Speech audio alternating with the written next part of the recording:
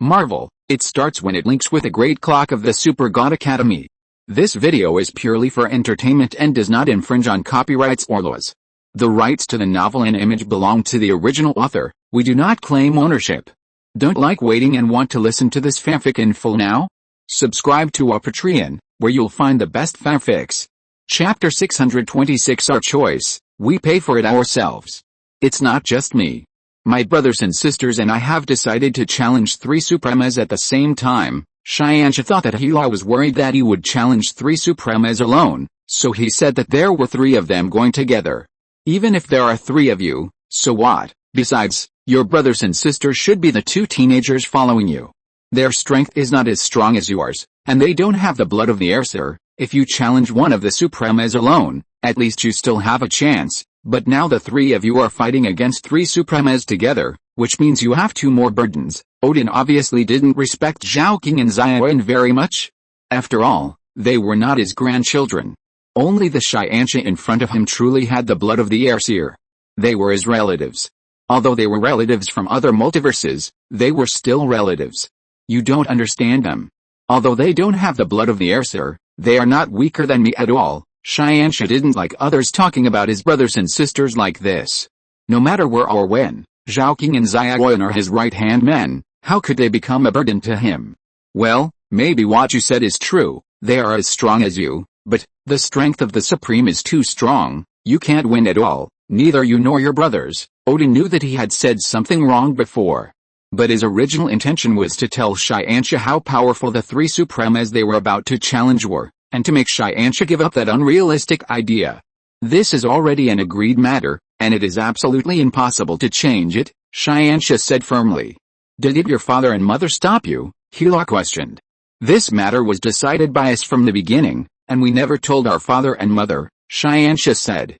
Did you just say that your father sent you here on purpose? Hila remembered what Xianxia had said before. Yes, it was indeed my father who sent us here, but he probably just felt that I needed to gain more power because I was almost controlled by Omar's illusion when I was in the dark dimension before. I didn't tell him that I wanted to challenge the Supreme, and, even if he really knew, he wouldn't intervene as long as I didn't ask for help. Why? Hila asked in confusion. Because this is my own business, my own choice, and any consequences that arise should be borne by me, Xianxia said, and what he said at this moment was the concept that Li Qingyun had always taught him. No matter when a person does anything, since this is what he chooses to do, he must bear the consequences of it. Of course, in fact, there are some things that Li Qingyun didn't tell Xianxia. That is, the child made a choice and had to pay for his own behavior, but the father would never let his child suffer. Even if he didn't come forward to help the child in person, he would definitely double his justice for him afterwards. This, Hila didn't know what to say for a while. Odin, on the other side, also remained silent after hearing what Xianxia said. As a father, he knew that such education was correct. Even a child should understand that he should bear his own responsibilities. However, he was still worried about one issue, that is, the challenge between Xianxia and the Supreme. If Xianxia and his team failed, what would be the result? Child, what was the specific agreement between you and the Supreme? Odin walked up and asked in a gentle tone. There are 2 cosmic observers. One of them is from our universe and has a good relationship with my father. The other one helped me when we were training, because they guided us to train in the multiverse and dealt with many things that should have happened in the multiverse. They were eventually discovered by the Supremas and imprisoned. They were imprisoned because of us, so I agreed with the Supremas that we would hold a challenge between us later. If we win, they will not interfere with our multiverse journey anymore. If they win, then we will not be able to actively travel through the multiverse anymore and can only stay in our original universe, Xianxia said, but just as he finished speaking, Hila and Odin noticed a key problem. What about your 2 friends? The 2 cosmic observers they captured and imprisoned, Hila asked. Well, they said that no matter who wins or loses, they will release them, but they should be the same as us in the future. If they lose, they can no longer interfere with the operation of the multiverse, and if they win, they can do what they want, Xianxia replied. Hila was speechless for a while. When did these Supremas become so easy to talk to? Odin couldn't figure it out. Obviously, the Supremas of the universe observers were all very powerful guys. They only looked at their own personal wishes when doing things in the universe.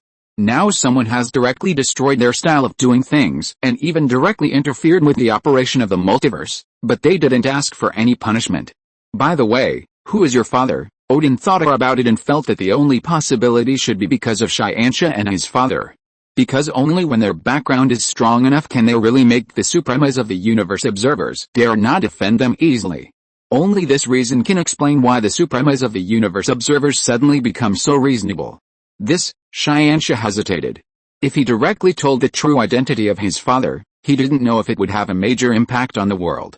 After all, if it was like the 716 universe, he would probably have to let his father come out to clean up the mess for them.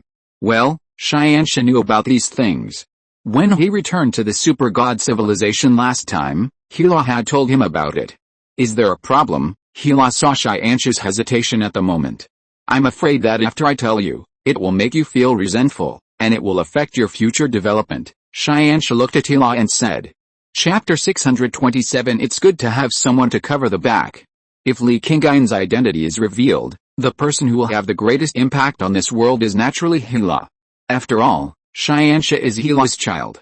If Hela wants to find Li Qingyun in this world to marry because of Xianxia, and wants to give birth to Xianxia so that she no longer lives her life according to the original rhythm, it will have a huge impact on this world itself. After all, according to the inference of the big clock, the 716 universe will have a world-destroying natural disaster in 1,000 years because of this reason, which will lead to the destruction of the entire universe. It is precisely because of this that Li Qingyun will personally go to the 716 universe to solve the situation there. Therefore, when Hela and Odin asked who Xianxia's father was, Xianxia also subconsciously thought of this. Don't worry, child, I'm not the kind of person who only knows how to dig into a dead end, and I'm not the kind of person who will force anything. Your answer will not affect my life. Hela saw why Xianxia was hesitating at the moment, and told him her thoughts directly. Yes, you are different from Hela in other worlds. Xianxia subconsciously agreed with Hela's statement. The Hela in this world is not only righteous, but also has a loving relationship with Odin. This is very different from the Hela in most multiverses. Therefore, under this circumstance, the Hela in this world should not be in the same situation as the 716 universe. My father is Li Qingyun, the Lord of Shen, Xianxia answered, and he said his father's name. Lord of Shen. Hela and Odin looked at each other. Obviously, the two of them did not know the Lord of Shen. After thinking for a moment, Xianxia also understood the reason. In the Dark Dimension, Doctor Strange was able to know the identity of the Lord of Shen because they learned it through the Scarlet Witch and Chaos Magic. But in this universe, on Earth, there is obviously no magic. Not only is there no Scarlet Witch, but even the Church of Magicians in Kamartaj does not exist. Without Chaos Magic, without Chaos Dimension and Dark Dimension, two worlds that have connections with Super God civilization, it is natural that the identity of the Lord of Shen would not be known. As for Odin knowing the cosmic observers, it is because the group of cosmic observers has already existed in the universe for billions of years. In such a long time, they have already had many influences in the infinite multiverse, so a powerful existence like Odin can naturally learn a lot of news related to them. But Li Qingyun is different. He has only grown up in the past 2 or 3 decades, and his influence has spread to the entire infinite multiverse, which started more than 10 years ago. Therefore, it is not surprising that Odin does not know Li Qingyun, the Lord of Shen and the God of Chaos. I can't tell you about my father's situation in detail now. I can only say that my father is the same as eternity. Xianxia finally decided not to tell you all about his father's situation. After all, the more such things are said, the more likely it is to cause changes in the development of the universe itself. Eternity? Are you talking about eternity, one of the 5 gods? Odin did not know the Lord of Shen, but he knew eternity too well. Asgard can obtain very powerful power in the universe through the special channel of the world tree, and eternity is the manager of the universe among the 5 gods. So the relationship between eternity and Asgard is the closest one among the major gods. This can be seen from the fact that the Rainbow Bridge in Asgard can directly lead to the altar of eternity. Therefore, when Xianxia said that the Lord of Shen was the same as eternity, Odin naturally understood how special this Lord of Shen was. Being as famous as the 5 gods and the same as eternity, such an existence is not a simple cosmic level. The cosmic observer is generally at the cosmic level. Although the Supreme is strong, it is not much stronger than the average cosmic observer. Therefore, it is not difficult to understand that Xianxu's father has such a strong strength and identity background, so when facing Xianxu, the Supreme will be so polite and so friendly. After all, who would want to offend an enemy that he can't afford to offend for no reason? Those Supremes of the cosmic observers are not stupid. If that's the case, then there's nothing wrong with you challenging the Supreme. Odin no longer had to worry, because he no longer had to fear that Xianxu would be in any danger. As long as the Lord of the Divine River was there, even if the Supremes won the contest with their strength, they would not do anything to Xianxu and the others. Even in a battle, they would never dare to really hurt Xianxu and the others. Because, if Xianxu and the other three siblings really had any accidents, their father would never let it go. When the Lord of the Divine River came forward in person, the Supremes would probably not be able to explain to him, and they would not be able to be the opponent of the Lord of the Divine River. No wonder the parents can let their children travel through the multiverse. This is because there is a special father, like the Lord of the Divine River, to back them up. They don't have to worry about any problems in the process. Sure enough, although the story of the rich second-generation adventures sounds bad, it's really cool to be the person involved. The last sentence was not what Odin thought in his heart, but what he thought was almost the same. Actually, the reason why I want to challenge them is not because we have my father to back us up, but because I am confident that I have the ability to beat them, Xianxu said. He knew that all his journeys in the multiverse so far were due to the support of his father, Li Qingyun, so he could be free. But it was also because of this that he wanted to rely on his own abilities to really try and challenge the truly powerful people in this world. The Cosmic Observer, and the Supreme One among them. Such a person, as the object that Xianxu and his friends want to challenge, is the most suitable candidate. If you really fail, you will not be able to travel in the multiverse in the future. Aren't you afraid that you will never have such a free life again in the future? Hela looked at Xianxu and asked directly. If you can't travel in the multiverse, then, when Xianxu said this, there was a force in his mind that forcibly stopped his words. Obviously, what he wanted to say later was not allowed. Chapter 628, Zhao King and Xiaoyan's Opportunities. No matter what the final result is, we will accept it calmly, Xianxu said. Hearing Xianxu's words, Hela and Odin both nodded silently. Although this may make the three young people lose the fun of freely traveling in the multiverse, such a thing is a growth process for them. Therefore, this matter is not bad for Xianxu and others.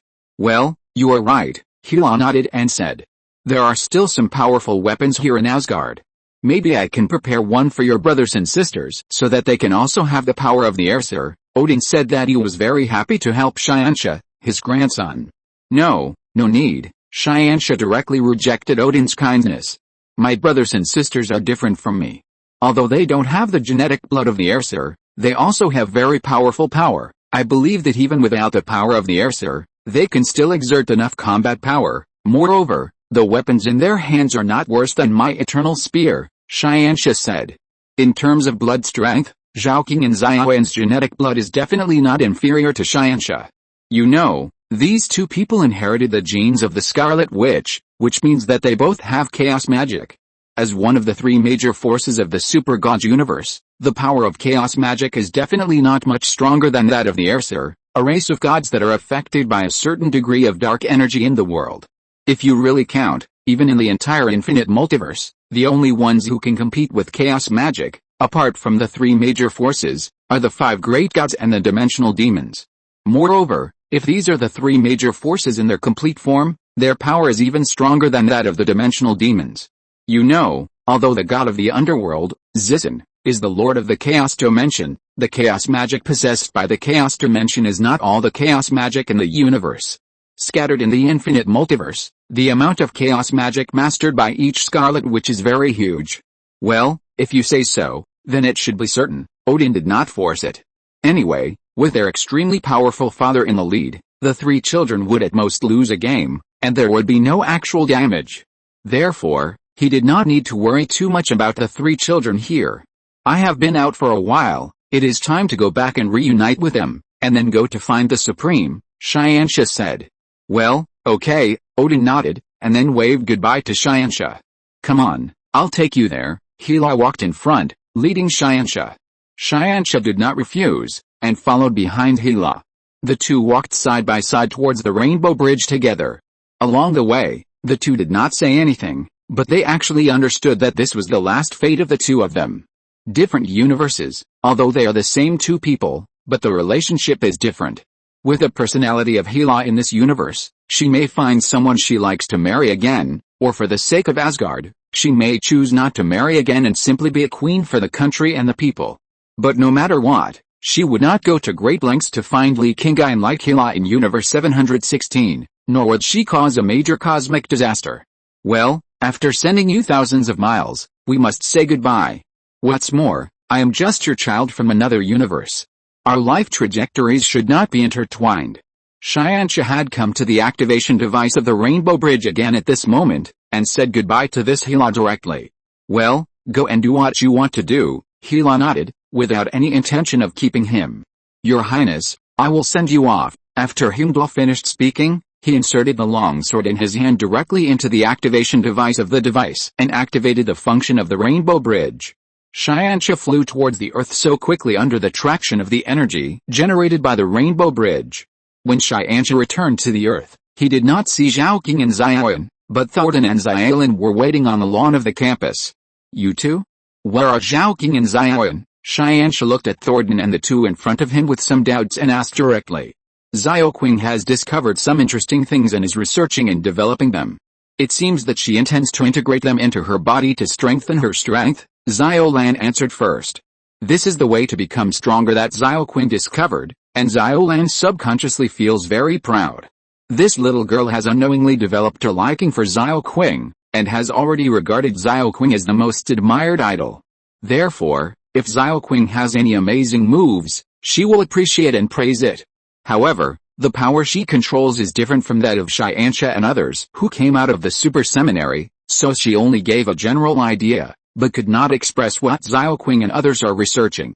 Thornton, Xianxia understood Xiaolan's situation, so he turned his head and looked at Thornton on the side.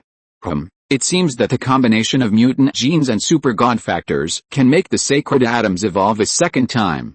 I don't know what it is exactly. Thornton came from the Super God Academy, but this guy is just a pure warrior, and he is a fool. He doesn't know much about those scientific and technological things at all. It is not easy for him to say such a little thing. The combination of mutant genes and sacred atoms, Xianxia fell into thought. There are differences between him and Zhaoqing. Zhaoqing is the one who is better at research, while Xianxia is more comprehensive and has more leadership talents. Therefore, after listening to the vague concept given by Thornton, Xianxia could not immediately figure out the key. However, this is only temporary. As Xianxia pondered on this point and gradually mastered some key information, he understood it. Although the power of mutant genes is not very strong, their abilities are very special. Wolverine's super self-healing ability, Professor X's ability to control thoughts, and Magneto's ability to directly control magnetism, these abilities are not significant if taken alone, but when combined into a super gene, they become very special. Chapter 629, Their Respective Opportunities. Xianxia soon figured out the effect of integrating mutant genes into super genes. As a product of secondary evolution from humans, mutant genes have many failed products. But at the same time, there are still many powerful and successful cases. Their father, Li Qingyun, the Lord of Shen, once tried to integrate the power of mutants into his body. However, the other powers he obtained later were too powerful, so the mutant genes did not show any advantages in him. But now, Zhaoqing has found a way to fully apply it. Moreover, this method should be able to greatly improve Zhaoqing's existing strength, otherwise, Zhaoqing would not directly pull Xiaoyan to upgrade together. At this moment, Xianxia did not rush into the laboratory to interrupt Zhaoqing and Xiaoyan. He stood quietly outside the room, waiting for the final results of their research. As time passed, 8 hours later, Zhaoqing and Xiaoyan finally came out of the laboratory. It was already night, but the two did not show any signs of fatigue after coming out. Instead, the aura they exuded gave people a very powerful feeling. It seems that Zhaoqing, your research has been successful. Xianxia only looked at the situation in front of him and knew that Zhaoqing must have completed his research. He successfully strengthened his super gene ability by integrating mutant genes. Our worrying father really thought of everything. Zhaoqing was sighing at this moment, because the moment he discovered the secret of mutant genes, he knew that this must be Li Qingyun's deliberate arrangement. In order for you to better understand the secret of the power of the Airser, And for Zhaoqing and me to fully apply the ability of mutant genes, we were thrown into this universe without saying a word. Zhaoqing did not talk about the impact of the mutant genes he studied on himself, but was sighing about Li Qingyun's care for them. Xianxia just smiled slightly at this and did not think there was anything wrong. Because Xianxia himself has figured out the whole situation. Even if Zhaoqing doesn't need to explain it specifically, he can know how the mutant gene and super gene will work after being fused. In addition, Xianxia has no intention of integrating the mutant gene into his body. Because Xianxia has combined his own power with the power of the Aesir, he doesn't have the extra time to digest more power. So, since he can't digest more, it's better to absorb what he has now, and then slowly consider other things when he has time. As a parent, there is no one who doesn't care about their children. Even if our father is the Lord of Shen or the God of Chaos, it's the same. Xianxia smiled, and he was trying to comfort Li Qingyun for Zhaoqing's complaints about Li Qingyun. I know this, but I'm afraid that we will be ridiculed by the supremas of the cosmic observers in the future, saying that we still rely on our father's power to compete with him in the end, Zhaoqing said. No matter what we rely on, it is the power we have. Even if the supremas are unhappy, they can't say anything, Xianxia said. He didn't care what the supremas of the universe observers would say later. Moreover, these are the results of our own research, and they are created by our own talents. It is not all because of our father's help that we can do it, Xianxia added. That's right, the method of fusing mutant genes was thought up by you, second brother. And the second brother and eldest brother also figured out the stronger power of the Aesir through the eternal spear. In the final analysis, this is still something we figured out by ourselves, not something that our father taught us directly. Xiaoyan stepped forward and said, but as soon as she said this, she became embarrassed again. In the end, it's me who can only rely on you two to help me, Xiaoyan lowered her head shyly. You are our sister. As brothers, isn't it natural for us to help and take care of our sisters, Zhaoqing said, while reaching out to touch Xiaoyan's hair. Besides, who says our sister has no ability? She has the strength of a main god at such a young age. There is no one in the entire Super God universe who can compare with you. Xianxia walked up and touched Xiaoyan's head in the same way. These two brothers really dote on their sister. That's because we were born well. We have been taken care of by our father and all the uncles and aunts from the beginning. Otherwise, at our age, let alone surpassing the main guard level, it would be the best to have a second or third generation super gene, Xiaoyan said. She still has self-knowledge in her heart, knowing that her achievements come from the support of her family, not her own ability. However, it's not just her. Xiaoyan, Zhaoqing and Xianxia are the same. But what does it matter? My father has created the current family business with his lifelong efforts.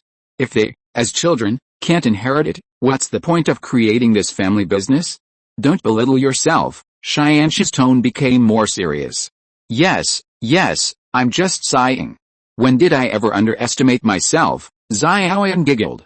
She looked heartless, not at all like a sentimental person.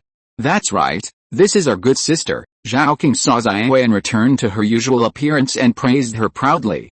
Then, let's go find the Supreme of the Universe Observer. It's time to start the competition we agreed with them. Xiaoyan was already impatient. She wanted to get in touch with some of the most powerful forces in the world and truly feel how powerful those strong people in this world are. Well, let's go now, Xianxia said, and then he directly spread the angel wings behind him. Zhaoqing and Xiaoyan did the same thing. They had already decided to break through the space directly and enter the five-dimensional space to find the three supremas. We want to go too, Sudden and Xiaoyan immediately came up and said anxiously. No, you just stay here. You are not suitable to join the next battle, Xianxia refused. Only the three of them can participate in this battle. No one else can get involved. Chapter 638 Family. The guy you are going to deal with this time is even more dangerous than the one in the dark dimension before. If we don't go, what if there is danger? Thornton said. He wanted to go there not only to watch the competition between them and the Supremas, but most importantly to ensure the safety of Xianxia and the other three. Father already knew about this matter in advance. I believe he will watch it at that time, so you don't have to worry at all, Xianxia said. When he was in Asgard before, he was just suspicious of this, but after coming back and hearing what Zhaoqing said, he knew that it was definitely true. Li Qingyun must have known that the three of them had agreed to compete with the three Supremas. But, I also want to see what your battle is like, Xiaolin said. She was really curious about what the five-dimensional space was like. Stay. If you go to the scene, it will distract us, Zhao King also spoke. He had to stay focused when he went to fight with the Supremas this time, and he couldn't make mistakes for any reason. This, Xiaolin still wanted to insist, but after seeing the expression on Zhao King's face, she knew what Xiaolin was thinking. So, she finally gave up. She knew that at this time, she still had to consider the overall situation first. After all, this time Zhao King and the others were going to face the Supreme in the Universe Observation, which could be said to be the strongest person in the infinite multiverse. Xianxia, Zhao King and Xiaoyan were all very special people. They all faced all this very seriously. She couldn't hold them back because of her willfulness. Okay, since you have decided, then you go. I will stay and wait for you to come back quietly. Xiaolin said that she would be with Zhao King no matter what. No matter whether Zhao King won or lost in the end, she would always be by Zhao King's side. Well, I will definitely come back to find you, Zhao King nodded and said seriously. Xianxia saw that Zhao King had dealt with the matter between him and Xiaolin, and he no longer stayed. He spread his wings and flew towards the sky. The three siblings left the Earth and space directly, opened a channel to the five-dimensional space, and rushed through it. The moment the five-dimensional space channel was opened, the three supreme beings in the five-dimensional space had already sensed it. They knew that the three people who had agreed to compete with them were finally coming. After Xianxia and the others left, an invisible force suddenly appeared, swept Xiaolin and Sultan directly, and disappeared. When the two recovered again, they had already arrived in the universe where the super god civilization was located, and arrived in the floating city above the earth where the super god academy was located. Li Qingyun, Hila, Wanda and others gathered here at this moment, and even some other powerful people of the super god civilization were here at this moment. In the center of this hall, a virtual projection was being presented, and the projection was the picture of Xianxia and the other three. Seeing this projection, Xiaolin already understood everything. She had seen Li Qingyun before in the dark dimension, so she naturally recognized Li Qingyun's identity. Moreover, among the people around, there are Wanda and Hila, who are the mothers of Xianxia, Zhao King and Xiaoyan. So, this is the universe where the super god civilization is located. And these are the families of Zhao King and his three brothers and sisters.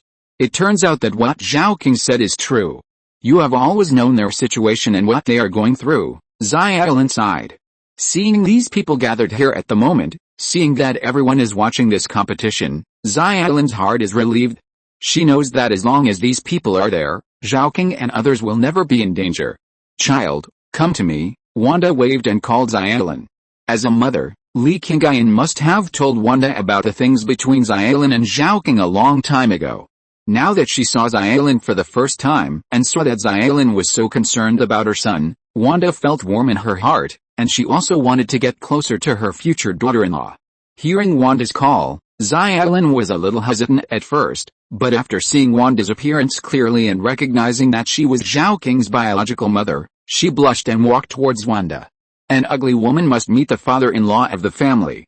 Xiaolin has decided to follow Zhao King in the future, so how can she be afraid of meeting Wanda? Child, you are so beautiful. Wanda looked at Xiaolin, who came closer and praised her directly. Well, she looks very good, Li Qingyun echoed on the side. However, there are beautiful angels such as Yan, Hexi, Liangbing, etc. around him. If you really talk about appearance, Xiaolin is actually a little worse. But for those of them who have eternal life, sometimes pure appearance does not mean anything. What they need is the spiritual fit and the emotional foundation between each other.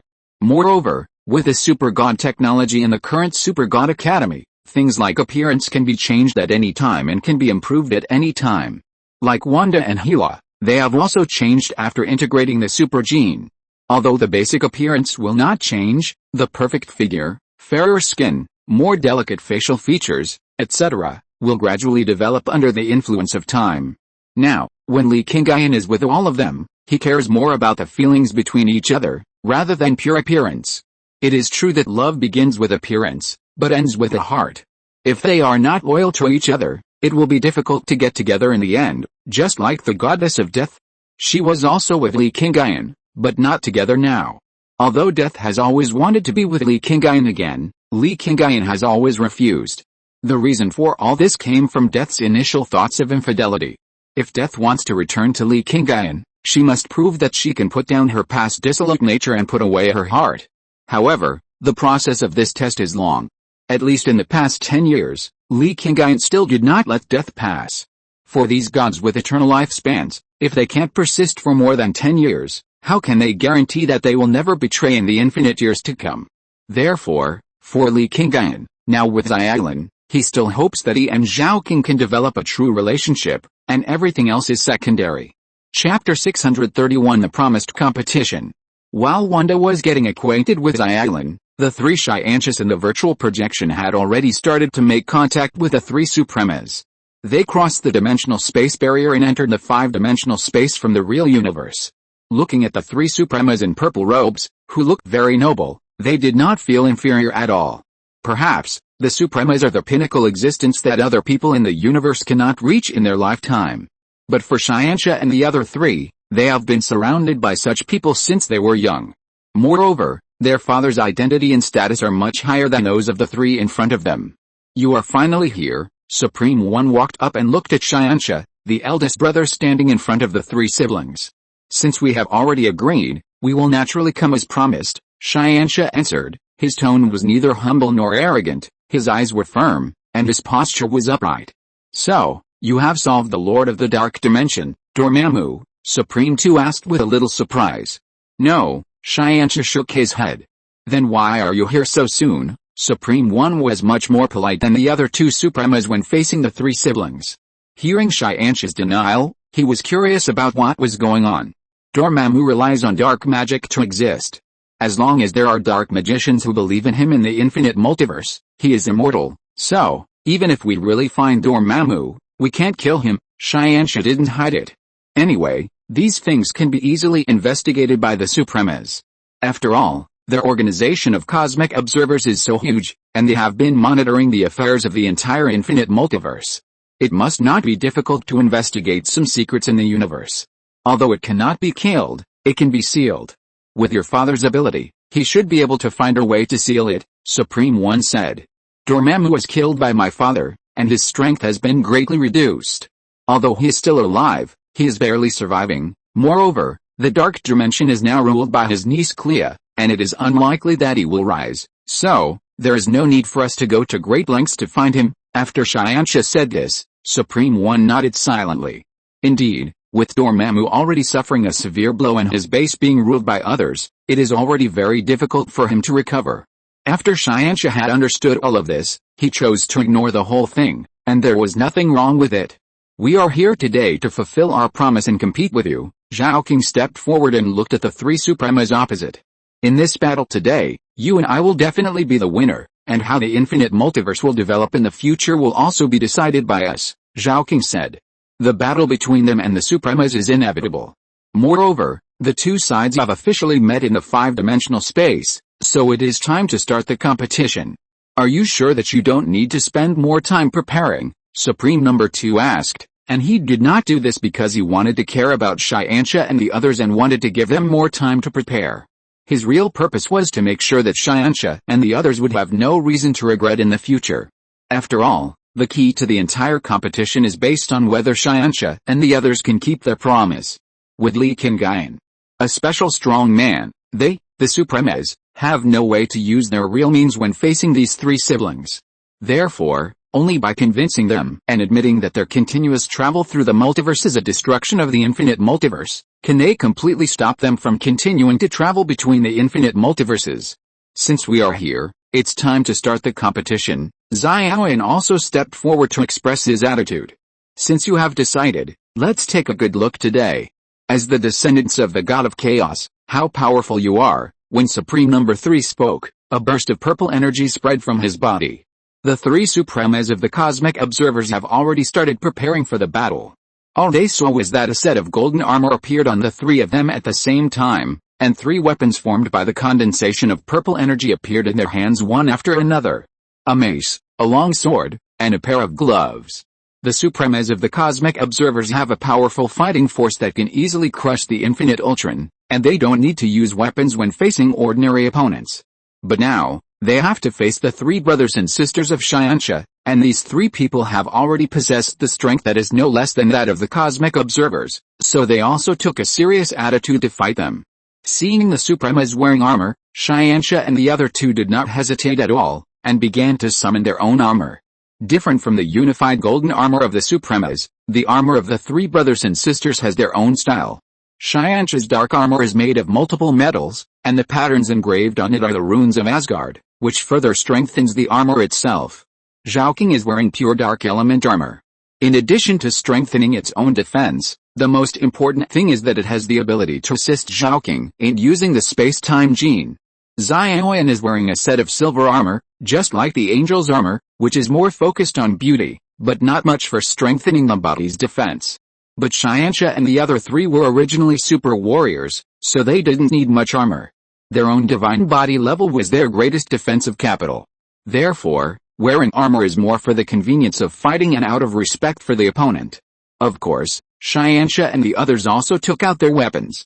Xianxia held the sword of Xianxia in his hand, Zhaoqing controlled a long-range weapon Xingming, and there was a pair of huge silver wings floating behind Xiaoyan. In fact, for Xianxia now, using the eternal spear may be able to exert a stronger power. After all, he has just excavated the secret of the eternal spear and has the ability to control the world tree. But Xianxia is facing the supreme among the universe observers at this moment. Facing such existences, he is more willing to use the sword of Xianxia, a weapon that symbolizes his identity, to fight. Chapter 632, Battle Against the Supreme. Summoning the weapon in his hand, Xianxia immediately flapped the wings behind him and rushed forward at a very fast speed. The longsword in his hand swung and went straight to Supreme One. Zhaoqing and Xiaoyan did not hesitate. One remotely controlled Xingming to attack Supreme Two, and the other flew out directly. The pair of silver wings behind him dispersed into countless small silver blades and kept stabbing Supreme Three. Xianxia took the lead in contacting Supreme One, and the weapons in their hands collided fiercely. The mace in the hand of Supreme One is an extremely offensive and lethal weapon, and the long sword should have seemed very thin in front of it. But at this moment, when the two sides collided with each other, what erupted was a momentum of equal strength. On Xianxia sword, the black substance lingering on the sword body was the manifestation of its powerful void power. You are very powerful, but how can you compete with me with such power? After Supreme One finished speaking, the energy on his body suddenly burst out, and the swinging mace burst out with a stronger light at this moment, which immediately shook the longsword in Xianxia's hand away. Xianxia did not expect that the power of these Supremas was so strong, so he immediately abandoned the longsword in his hand and retreated backwards. At the same time, a golden spear appeared behind him. While retreating quickly, Xianxia grabbed the spear with both hands behind his back and began to accumulate power. The farther he retreated, the stronger his accumulated power became.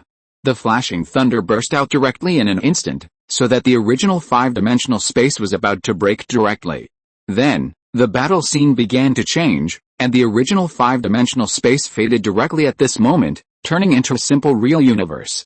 The power that Xianxia burst out at this moment directly broke the five-dimensional space that was originally not suitable for fighting. Supreme One looked at the scene in front of him and knew how powerful Xianxia was. But because he knew that, he became more cautious in the next battle. Xianxia had already accumulated enough power, and he threw the eternal spear in his hand. The spear passed through the universe, and the power of thunder kept flashing, shattering all the countless meteorite fragments around. Supreme One raised the mace in his hand and smashed it hard at the eternal spear with all his strength. Originally, he thought that he could directly block the attack of the eternal spear in this way. But in the end, the eternal spear shot through the mace in his hand in an instant, and it was still shooting backwards quickly.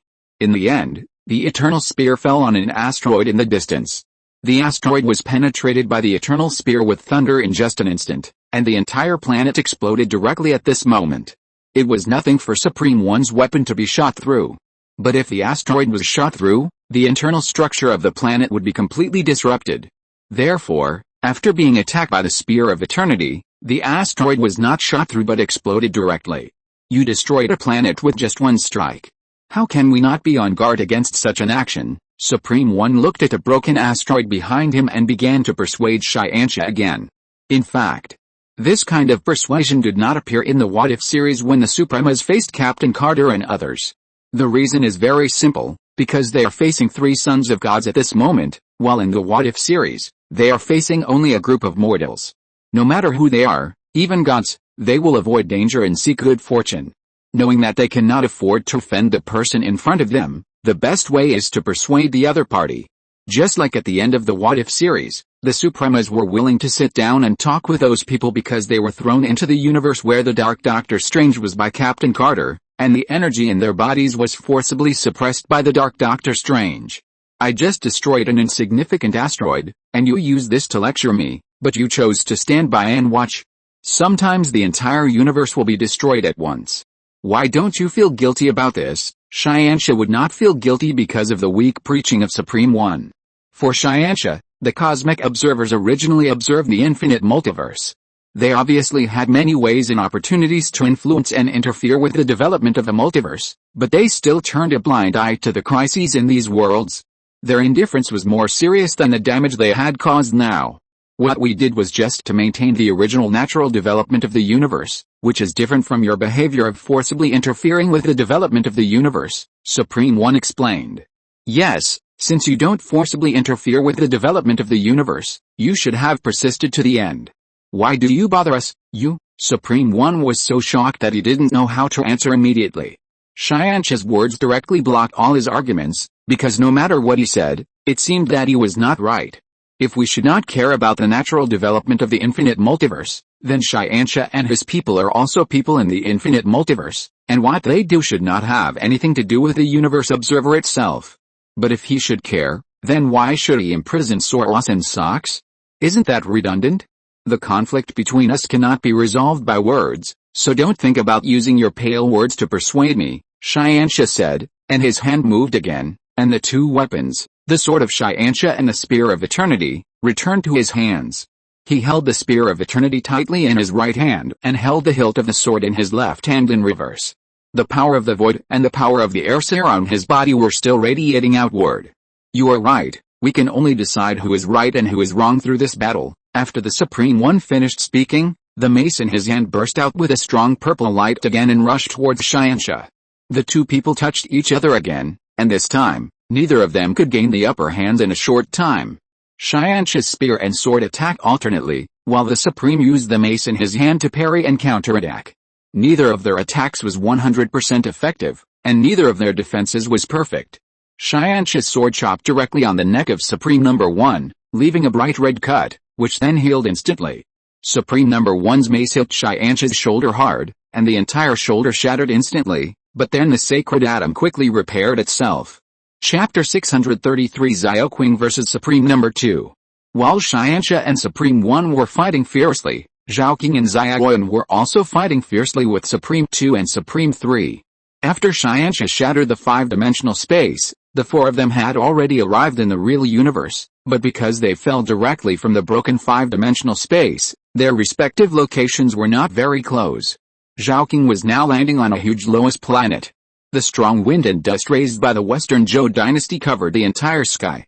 Xiaoqing was in this space, and there was a constant flash of blue light on his body. It was the power of time and space that he continuously released from his body, resisting the attacks of Supreme 2 that appeared around him. Supreme 2 waved his long sword and kept rushing back and forth. Unlike Xiaoqing's long-range battle, Supreme 2 was close range, and he was always trying to find an opportunity to get close to Xiaoqing's location. Xiaoqing kept shuttling through space and deliberately hid in this lowest planet in order to block the side of the Supreme Number 2 as much as possible. After all, even if the Supreme Number 2 and Xiaoqing could use their own abilities to directly ignore the Lois and wind and sand to observe the other party's position, people would always subconsciously rely on vision to judge. In addition, the Supreme Number 2 was a close combat, and he had to get close before launching an attack. Therefore, in this environment, he would waste a certain amount of time from discovery to approach, and this time was the best time for Xiaoqing to launch an attack. Xiaoqing relied on this state to gain the upper hand in the battle with the Supreme Number 2 at this moment. But the situation is not as ideal as it seems. The Supreme Number 2 is very powerful, and its body's defense level is also extremely high. As a god-killing weapon created by Inshuian, Xingming's destructive power can be said to be very strong, But when facing the Supreme Number 2, it is still difficult to pose an effective threat to it. This weapon of yours is really annoying. The Supreme Number 2 looked at Xingming, who kept appearing in the surrounding space and then attacking him, and the whole person was in a state of madness. The power of this weapon is not small, and its shuttle trajectory is extremely strange, so that even he, the Supreme, cannot accurately grasp it. You haven't seen its true power yet, Zhao King said, and then a constant stream of energy emanated from him, and more micro-wormholes appeared in the surrounding space. The effect of these micro-wormholes is that more entrances and exits are reserved in the entire space for Xingming to shuttle, which means that Xingming's attacks will be more elusive and the frequency of attacks will be greatly increased. Enough, I've had enough of this little trick, the Supreme Number 2 roared angrily, and the aura on his body completely exploded at this moment. The strong wind and yellow sand that were constantly blowing around completely dissipated at this moment, and the micro-wormholes that were formed were also destroyed by this burst of aura in an instant. The Supreme Number 2 was already angry. He used his own power to forcibly destroy the surrounding environment that was not conducive to him in the simplest and crudest way.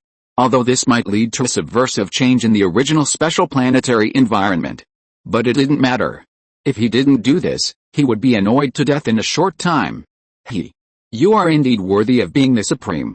The energy on your body is comparable to the Infinity Stone itself, Zhao King said. His body was completely exposed at this moment, and the environment he relied on before had disappeared. But this did not make Zhao King show timidity. Without this environment, I wonder how you can compete with me. After the Supreme Number 2 finished speaking, the longsword in his hand was raised, and his body burst out like a cannonball in an instant. Do you think I can only count one weapon? As Zhao King spoke, 3 star lives immediately appeared in the surrounding space, and they flew towards the Supreme Number 2 from different directions. The Supreme Number 2 looked at the flying stars and swung the sword in his hand to pick them up one by one. However, just as he had just knocked the 3 stars away, a star from behind had already hit him inadvertently and hit the back of the Supreme Number 2. In pain, the Supreme Number 2 wanted to turn around and grab the star, but at the same time, the 3 stars that he had picked up had already flown back again. The Supreme Number 2 quickly raised his hands and tried to parry it.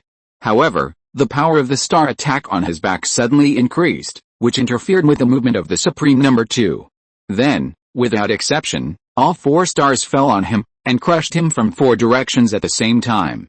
How many such weapons do you have? The Supreme Number 2 was bearing the attacks of the 4 stars at this moment, and the energy in his body was completely burst out, barely holding on without being pierced.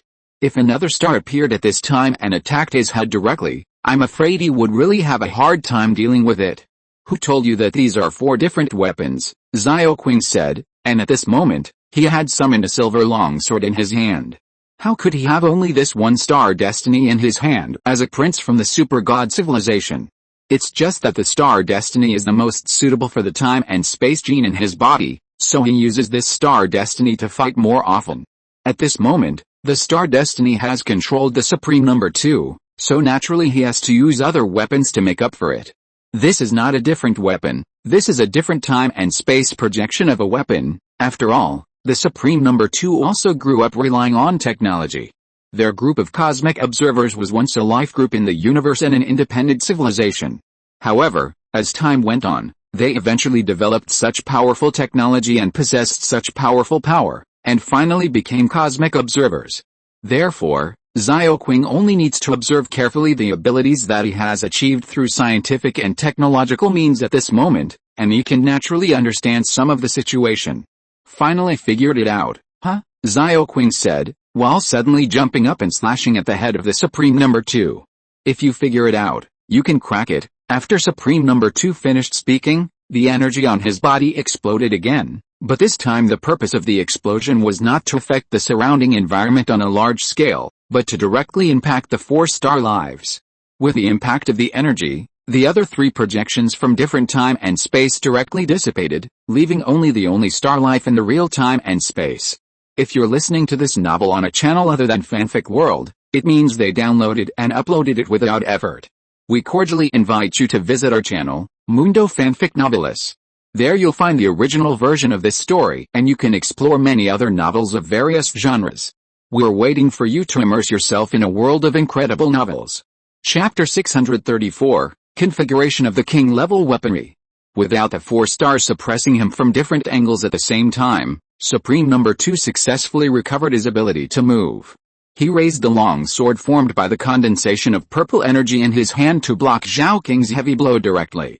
Then, he waved the longsword and began to counterattack Zhao Qing.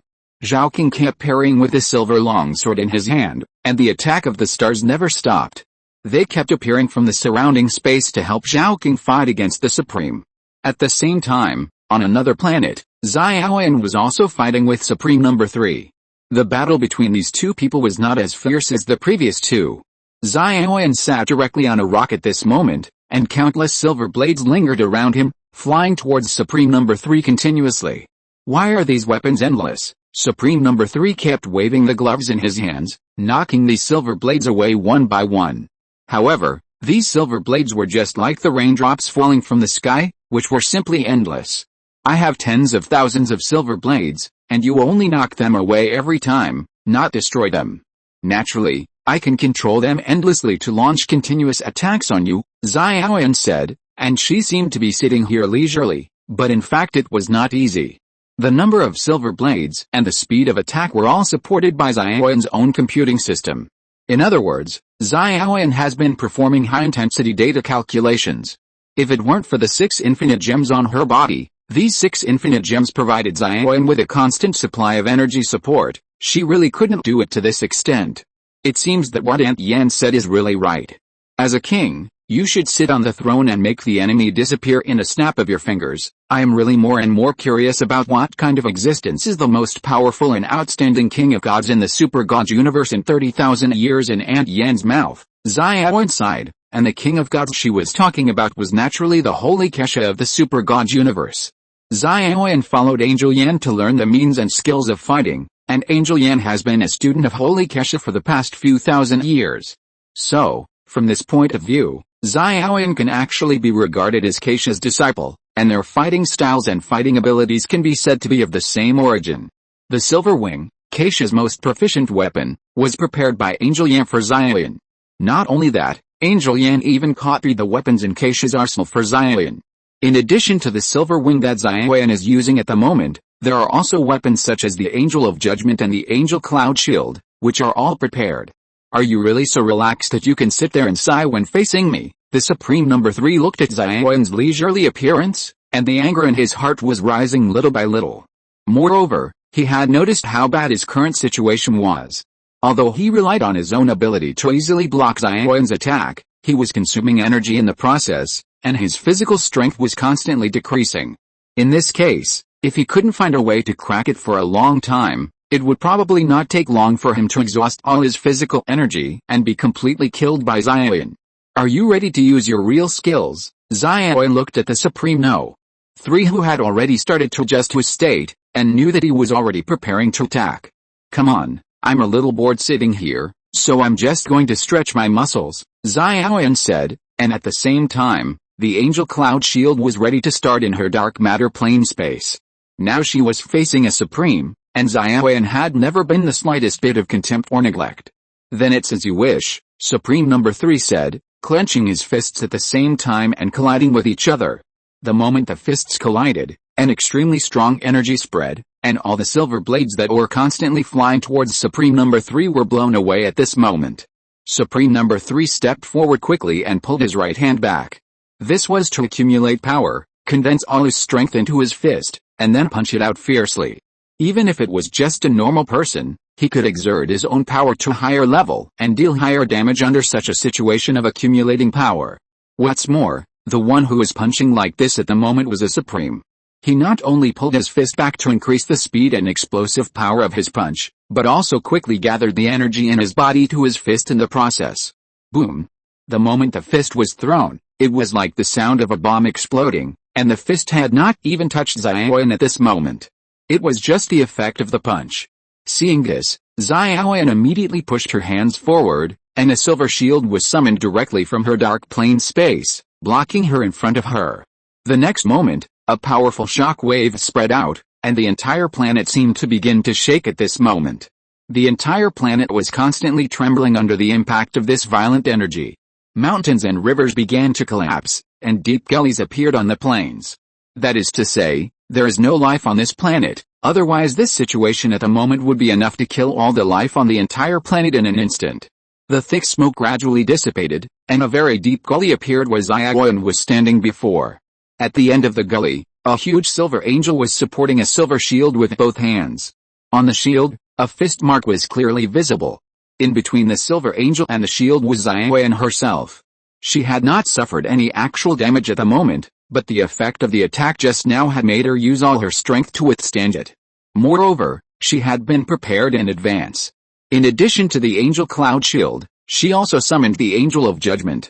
Otherwise, if she relied on the angel cloud shield alone, she would have been beaten directly into space. It turns out that you are not as powerful as you appear. After the Supreme Number 3 finished speaking, he suddenly took a step and flew towards Xiaoyan again. Your full strength attack is not as terrifying as I thought, Xiaoyan said, and the angel cloud shield in front of him disappeared directly. The huge silver angel behind him summoned a spear in his hand and threw it towards the Supreme Number 3, who was rushing towards him. The silver spear was like a meteor, leaving a long fire mark and flying towards the Supreme Number 3. Chapter 635, The victory is still unknown. Looking at the silver spear that was flying fast from the front and had already produced flames due to friction with the air, Supreme Number 3 crossed his hands in front of him. The purple trap emitted a strong light at this moment, and a shield appeared in front of him. He wanted to use the shield to forcibly block Xiaoyan's attack in the same way as Xiaoyan. Everything was as Supreme Number 3 guessed. The shield he created could indeed block the attack burst from Xiaoyan. However, just when he was about to say that you are just like this to mock Xiaoyan, two huge silver swords chopped down from both sides of him at the same time. These two silver swords were composed of countless silver blades, and Supreme Number 3 naturally recognized those blades because they were the silver wing blades that Xiaoyan had used to attack him before. These weapons can actually be combined to launch an attack. Supreme Number 3 was surprised. He did not expect that the weapon used by Xiaoyan would be so powerful. In terms of strength, I am much worse than my two brothers, but even so, my two brothers may not be able to defeat me if they really fight, and the biggest reason for this is my full set of king-level weapons, Xiaoyan said, and then more attacks began to appear continuously. A huge angel of judgment appeared above the head of Supreme Number 3, holding a silver sword with a red glow in his hand, and stabbed it hard at Supreme Number 3. Supreme Number 3 had just raised his hands to block the two swords that chopped down, and now there was another one, and he had no way to resist it. So, in order to deal with this fatal blow, Supreme Number 3 could only jump back quickly. And this action meant that he had to retract his hands that were originally blocking the other two swords. So, the two swords directly chopped his arms on both sides. The armor on his arm shattered with a sound, and the flesh on his arm was cut into a very deep cut. Xiaoyan's king-level weapon configuration made her the first one among the three siblings to gain an advantage in the battle with the Supreme Being. Yan, you are a bit outrageous. You actually emptied the entire king-level weapon arsenal for Xiaoyan. Angel Ling looked at the various weapons used by Xiaoyan in the picture and complained directly. This little girl's talent is very similar to mine when I was young, and she is also very handy when using silver wings, so, I simply gave her a set of equipment from Keisha's arsenal, Yan said. She didn't feel anything wrong about the fact that she directly equipped Xiaoyan with an entire king's weapon arsenal. In fact, she felt very proud. Because as her student, Xiaoyan was the first one among the three siblings to gain an advantage and gain the upper hand. These so-called supreme beings, their fighting style is purely relying on physical force. Xiaoyan's attack style can be said to be just the right restraint for them, Lian Bing said. In terms of performance, Xianxia is actually the strongest among the three siblings, but because Xianxia's fighting style and Supreme One are both close combat, they will form a situation of equal strength in a short period of time when fighting. Zhao King relies on the ability of time and space genes and is more flexible. But his weapon is not as powerful as Xiaoyan's, and his fighting style is more often pulling, using continuous attacks to continuously consume the opponent and then looking for an opportunity to kill with one blow. Therefore, in the three battles, Xiaoyan, who relied on powerful weapons as support and used the infinite gems to provide enough energy for super calculations to launch attacks, easily established an advantage. Just watch quietly first, it's just the beginning, and the final result is not yet determined, Li Qingyun said. He not only saw the excellence of his three children, he also saw the strength of these three supreme beings. Relying on the changeable and flexible fighting style of Super God technology, it is now possible to directly suppress these three supreme beings. But if it was just a matter of strength, none of the three of Xianxia could be their opponent. The actual situation was just as Li Qingyun guessed. At this moment, although Xianxia relied on the superiority of his weapon to directly injure Supreme Number 3. But Supreme Number 3's strong body prevented his arms from being directly cut off. Moreover, as time went by, his injuries were healing at a very fast speed. After being cut, Supreme Number 3 was completely out of control. He suddenly jumped up and rushed towards Xianxia. Purple energy lingered on his golden armor, and his boxing gloves were also flashing with energy. He abandoned his original cautious style of play at this moment, exerted his strongest strength, and rushed towards Xianxia's position.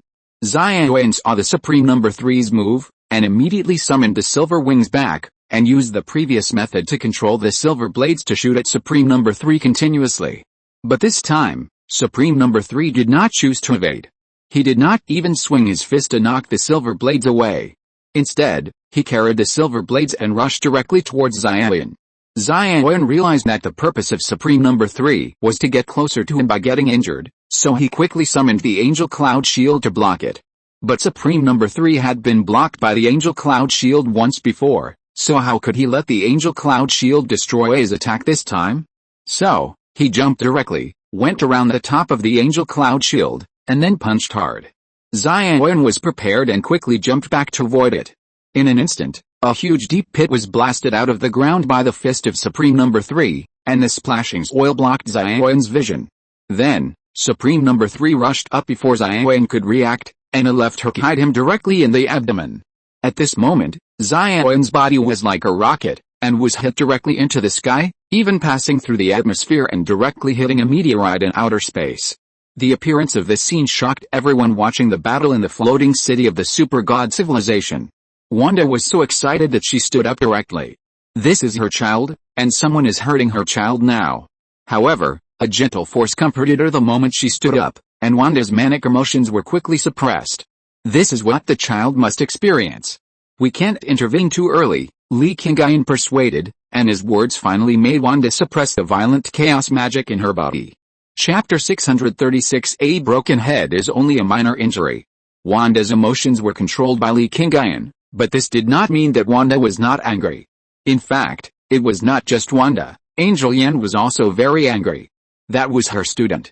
But as Li Qingyun said, this was originally the best test for Xianxia and the other three.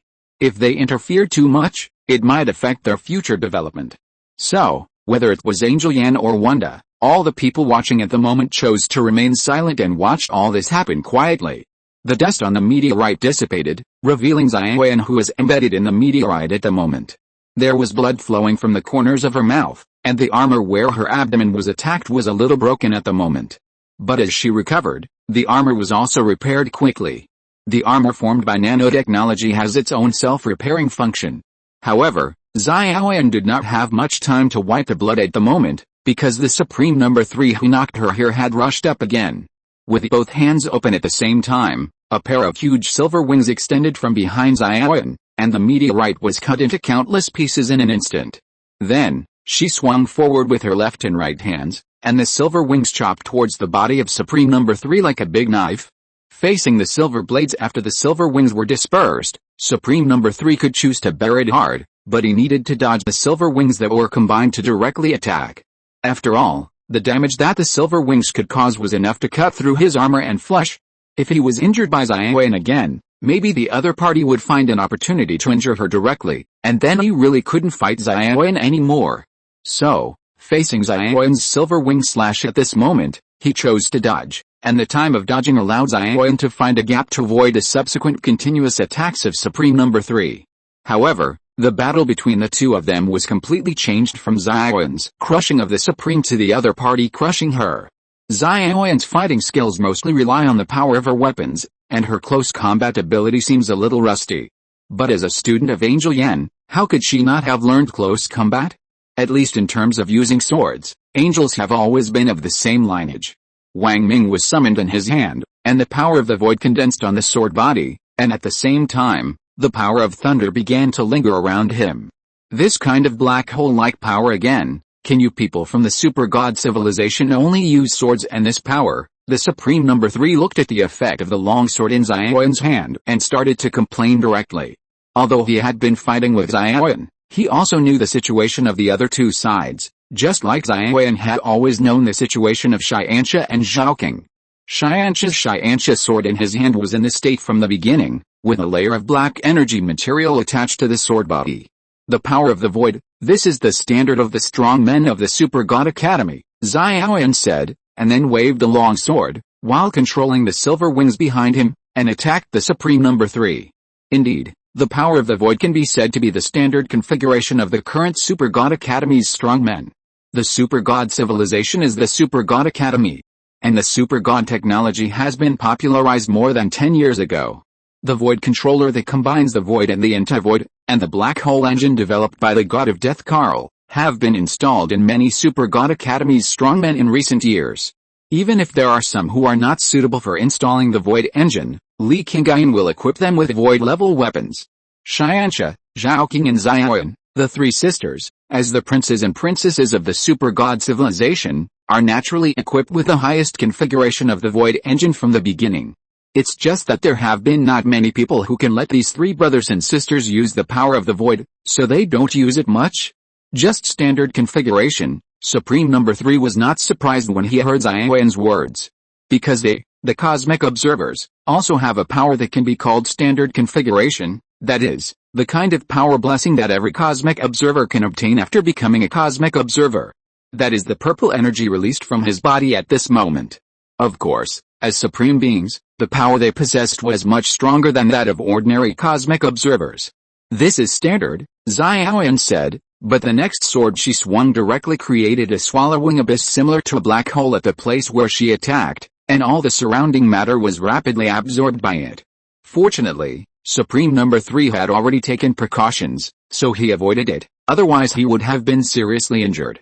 This kind of power is what you call standard. Supreme Number 3 was shocked in his heart, but he didn't say it out loud.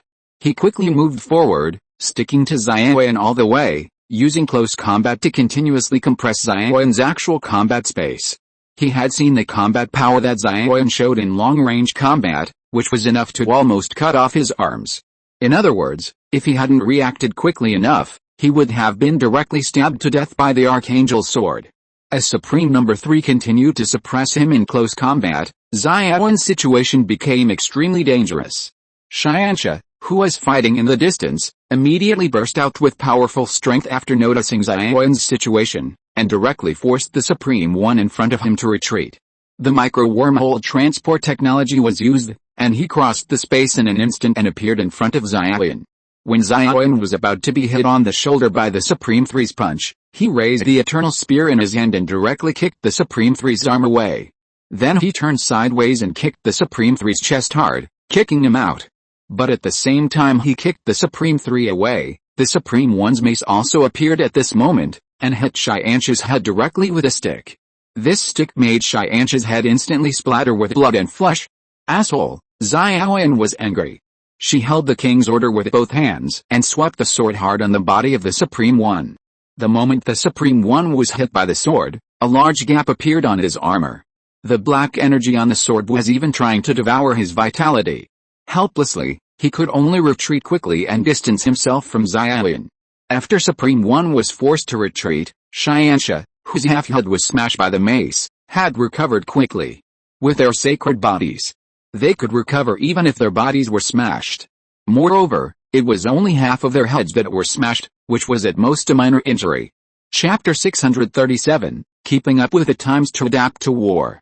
Although the head injury was only a minor injury, Xiaoyan was still very angry because this scene happened right in front of him, and Xianxia was injured in order to save him.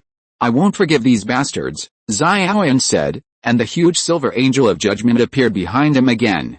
A silver sword appeared in its hand and chopped directly towards the position of Supreme One. He was just chopped by Zhaoqing with the king's order, and now there was another sword bigger than the king's order. How could he dare to take it head-on? He could only retreat quickly to increase the distance between him and Xiaoyan. Don't get excited. Being too excited at this time will easily mess up the rhythm of attack and give the opponent an opportunity. Xianxia is the eldest brother among the siblings. He can't let Xiaoyan disrupt the original battle rhythm because of a momentary anger. Hearing Xianxia's reminder, Xiaoyan's original action of chasing up stopped at this moment. "Brother, are you okay?" Xiaoyan walked up and asked nervously. "We are all holy bodies. Even if our bodies are blown to pieces, we can recover."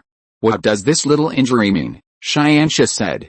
"These supreme beings are very powerful, even more powerful than us. Our advantage lies in the various flexible tactics provided to us by Super God technology. So, no matter what, we must stay calm at all times and try our best to play our advantages to fight against the other side. Don't fall into their combat state and be led by them," Xianxia reminded. Almost as soon as he finished speaking, Zhao King also came here. Like Xianxia and Xiaoyan, he also had a longsword in his hand at this moment, but Xingming was always by his side. "The power of these three guys is stronger than everyone we have met in the past," Zhao King said. He knew very well how powerful his Xingming was. Even if it was a large-scale interstellar battleship, Xingming could destroy it in an instant, even if it had a star-level energy shield or even a space-time shield outside. But Xingming fell on the body of Supreme Number 2, but it did not cause enough damage to his body. The cosmic observers alone are already cosmic-level beings, and are powerful beings on the same level as Infinite Ultron. As the leaders of the cosmic observer cult, it is natural that these Supremas possess powers far beyond those of ordinary cosmic observers. Xianxia looked at the three Supremas in front of him, and was not surprised at all by what Zhao King said. The best way to deal with them is to crush them with higher-level energy. For example, Xiaoyan's original powerful attacks with a Judgment Angel and Silver Wings were effective against Supreme Number 3, but we used Silver Blade and Star Fate, which are flexible but one level lower in power, but have no effect. Xianxia's combat instincts have always been the best among the three siblings. He can be said to be a pure warrior. Just use brute force to fight hard. Xiaoyan listened to Xianxia's words and understood what he meant. Yes, Xianxia affirmed Xiaoyan's statement. Our fighting style is better than that of the Supremas. Our wormhole of fighting method and flexible application of various weapons are all things that the Supremas don't have, so, we don't need to deliberately study how to use weapons to hit them, but we should try our best to consider what means to use to really hurt them, Xianxia said, and Zhao King and Xiaoyan nodded in agreement after hearing it. Xianxia's analysis is the most suitable for the current situation. Have you discussed it? Supreme Number 1 came to them again at this time. The three Supremas had just communicated secretly, and they were also trying to find the flaws of Xianxia and others. And they also analyzed that in terms of tactical application, the three of them were not as good as Xianxia and others. Xianxia, Zhao King and Xiaoyan relied on the fighting style of the Super God civilization all the way, which allowed them to be more flexible in battle and to play a more effective combat effect in battle.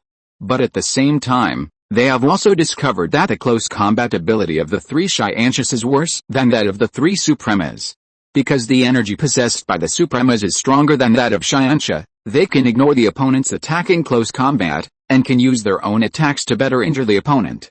Looking at you, you should have discussed the battle plan, right? Xianxia looked at the three Supremas who were in different directions, but at a glance, they knew that they had recommunicated with each other and made tactical adjustments. Keep pace with the times, isn't this normal? Supreme Number 1 didn't mind that his situation was seen by Xianxia. They were all extremely powerful people in the universe. They could destroy stars with a wave of their hands and feet, and even easily destroy a universe when necessary. Therefore, there was no need to force them to pay attention to face. In the end, what can decide everything is still one's own strength. Then let's see which countermeasure we have discussed is more effective, Xianxia said, and his hands clenched the Eternal Spear, and powerful thunder and lightning immediately spewed out from the Eternal Spear. In an instant, a powerful impact hit the Supreme One. Supreme One directly raised the mace in his hand and resisted the attack of thunder and lightning head-on. At the same time, Supreme 2 and Supreme 3 had already surrounded Xianxia and his men from the left and right sides. This time, in addition to discussing how to deal with Xianxia and his men in close combat, they also reached a consensus that the three of them needed to act together. Only by uniting with each other can they find more ways to fight Xianxia and his men in close combat.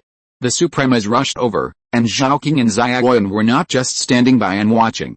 The two weapons, Silver Wing and Star Fate, flew towards Supreme Number 2 and Supreme Number 3 at the same time. At the same time, Powerful energy began to be released from Zhao King and Xiaoyan.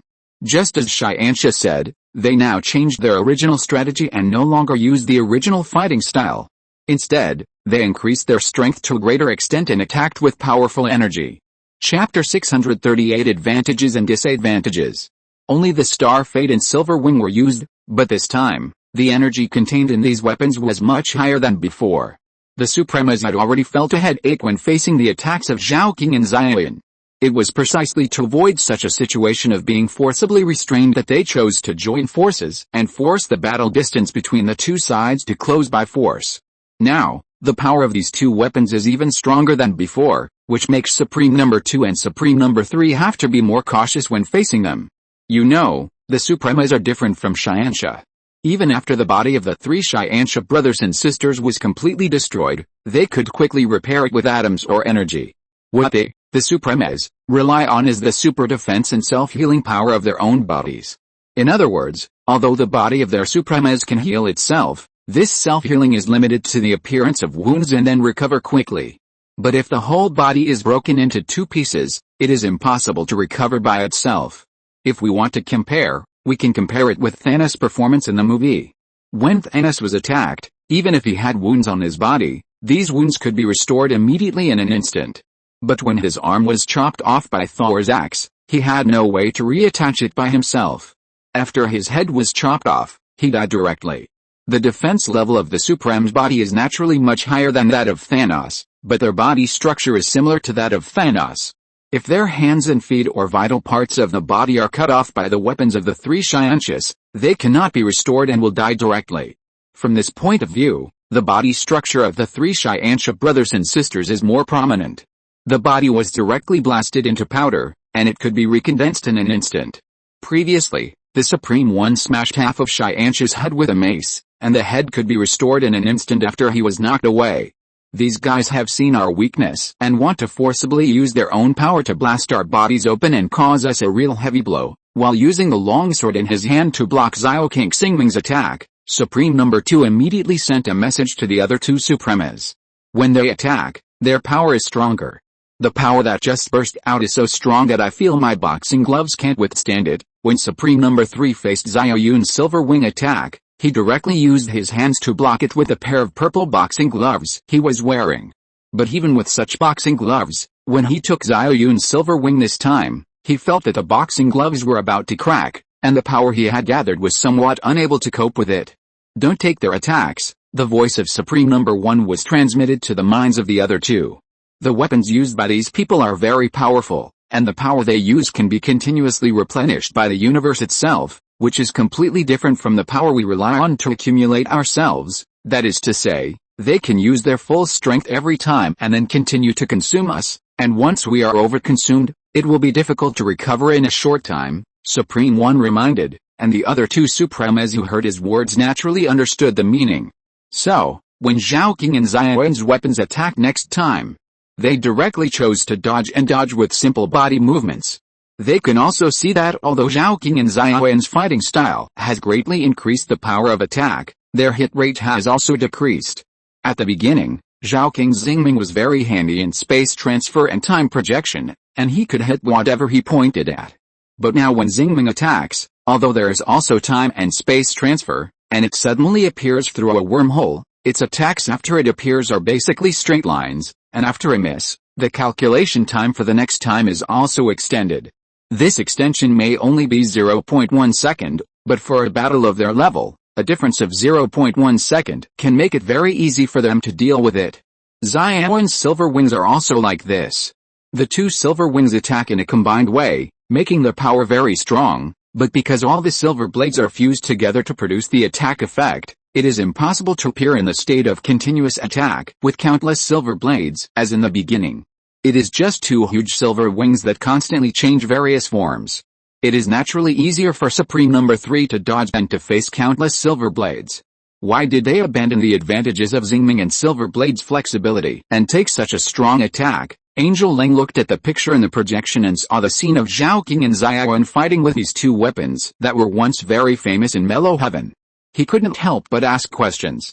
Because, Only with such a powerful attack can it be possible to really hurt the two Supremas, Angel Yan said.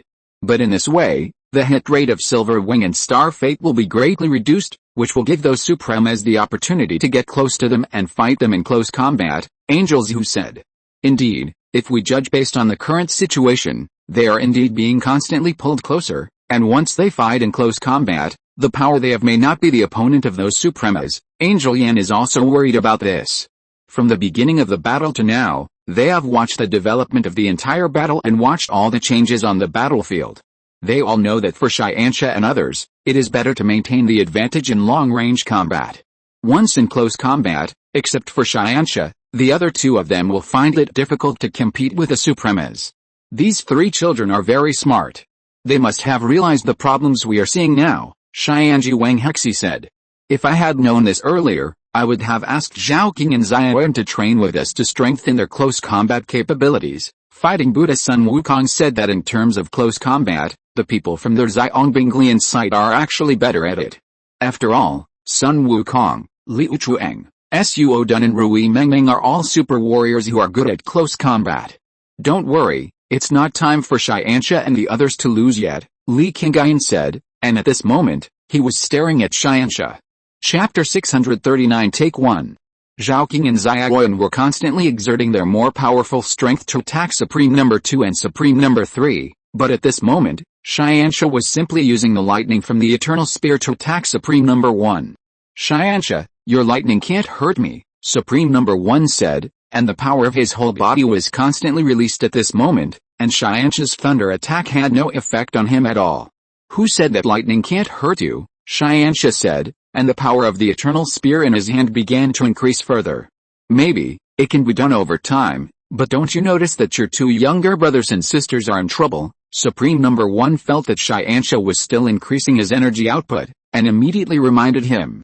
On the current battlefield, Supreme Number 2 and Supreme Number 3 were getting closer and closer to the position of the three brothers and sisters.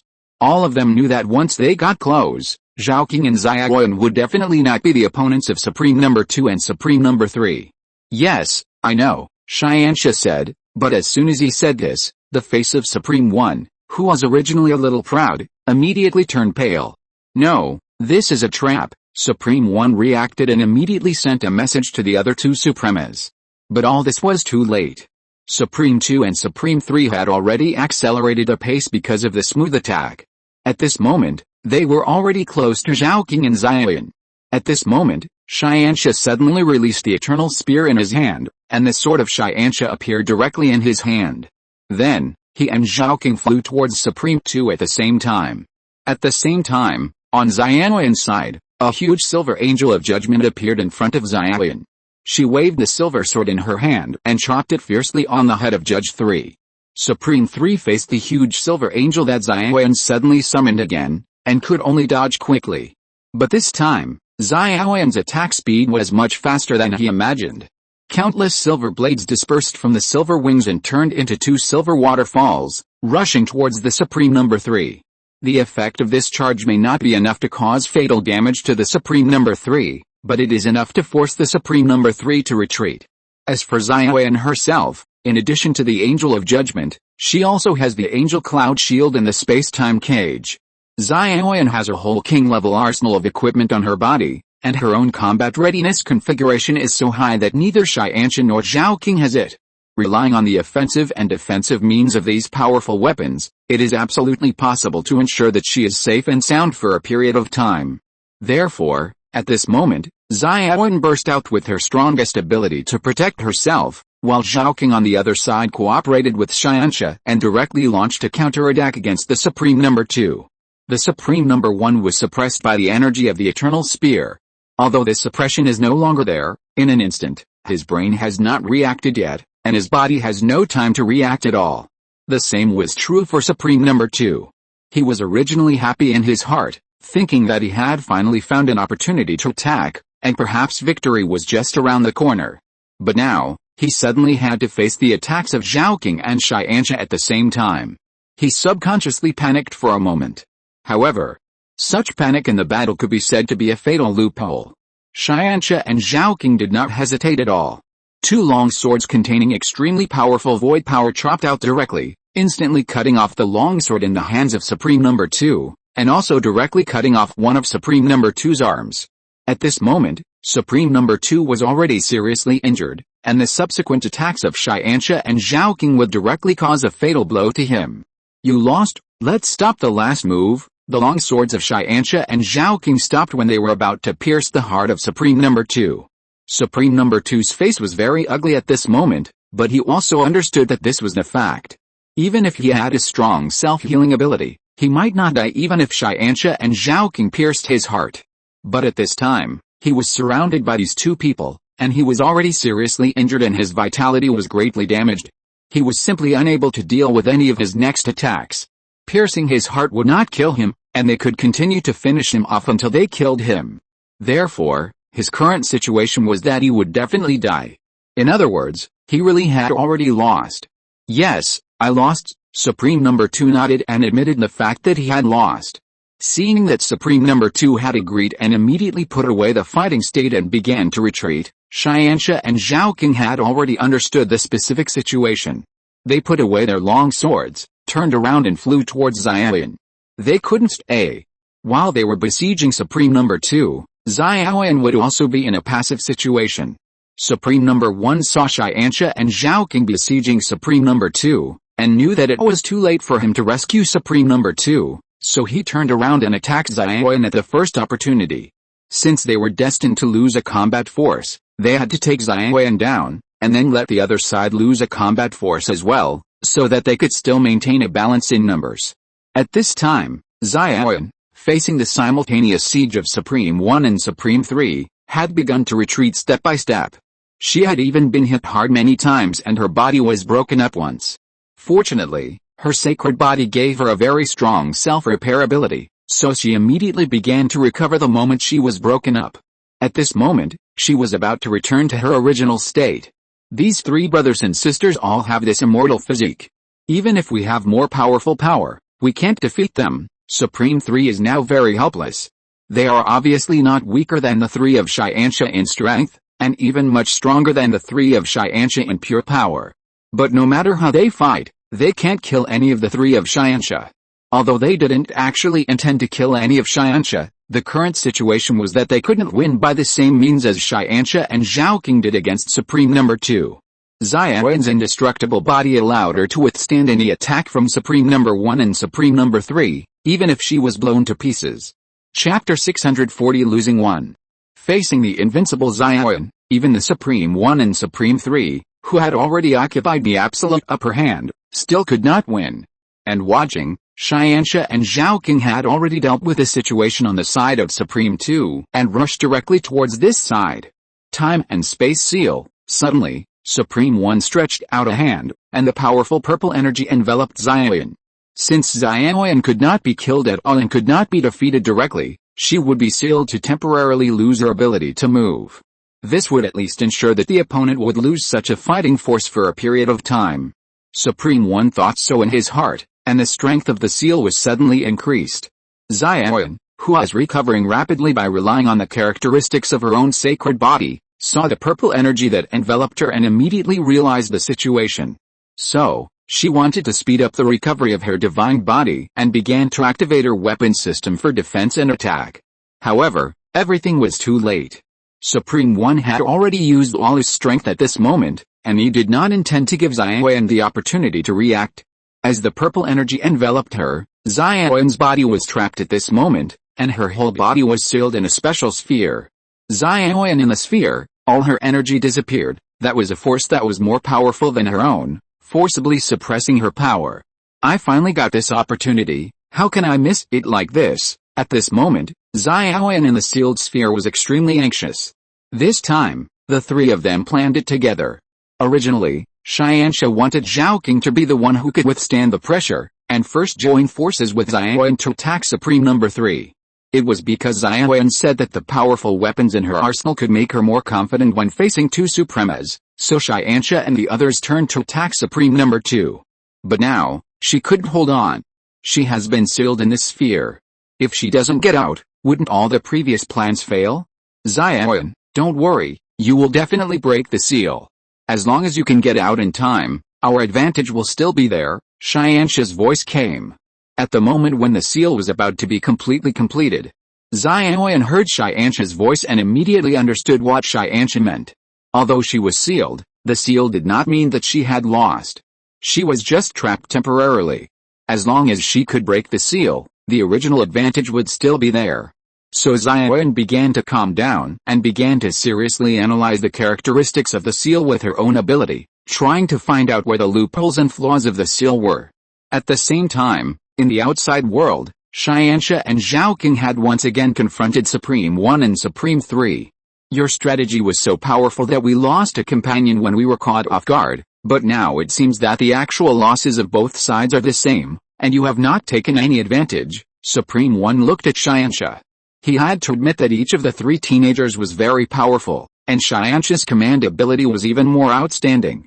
But they, the Supremes, were not unknown juniors. Even if they lost the initiative, they could still find ways to deal with it with quick reactions. Do you think you have turned the situation around? Xianxu didn't feel any loss at this moment.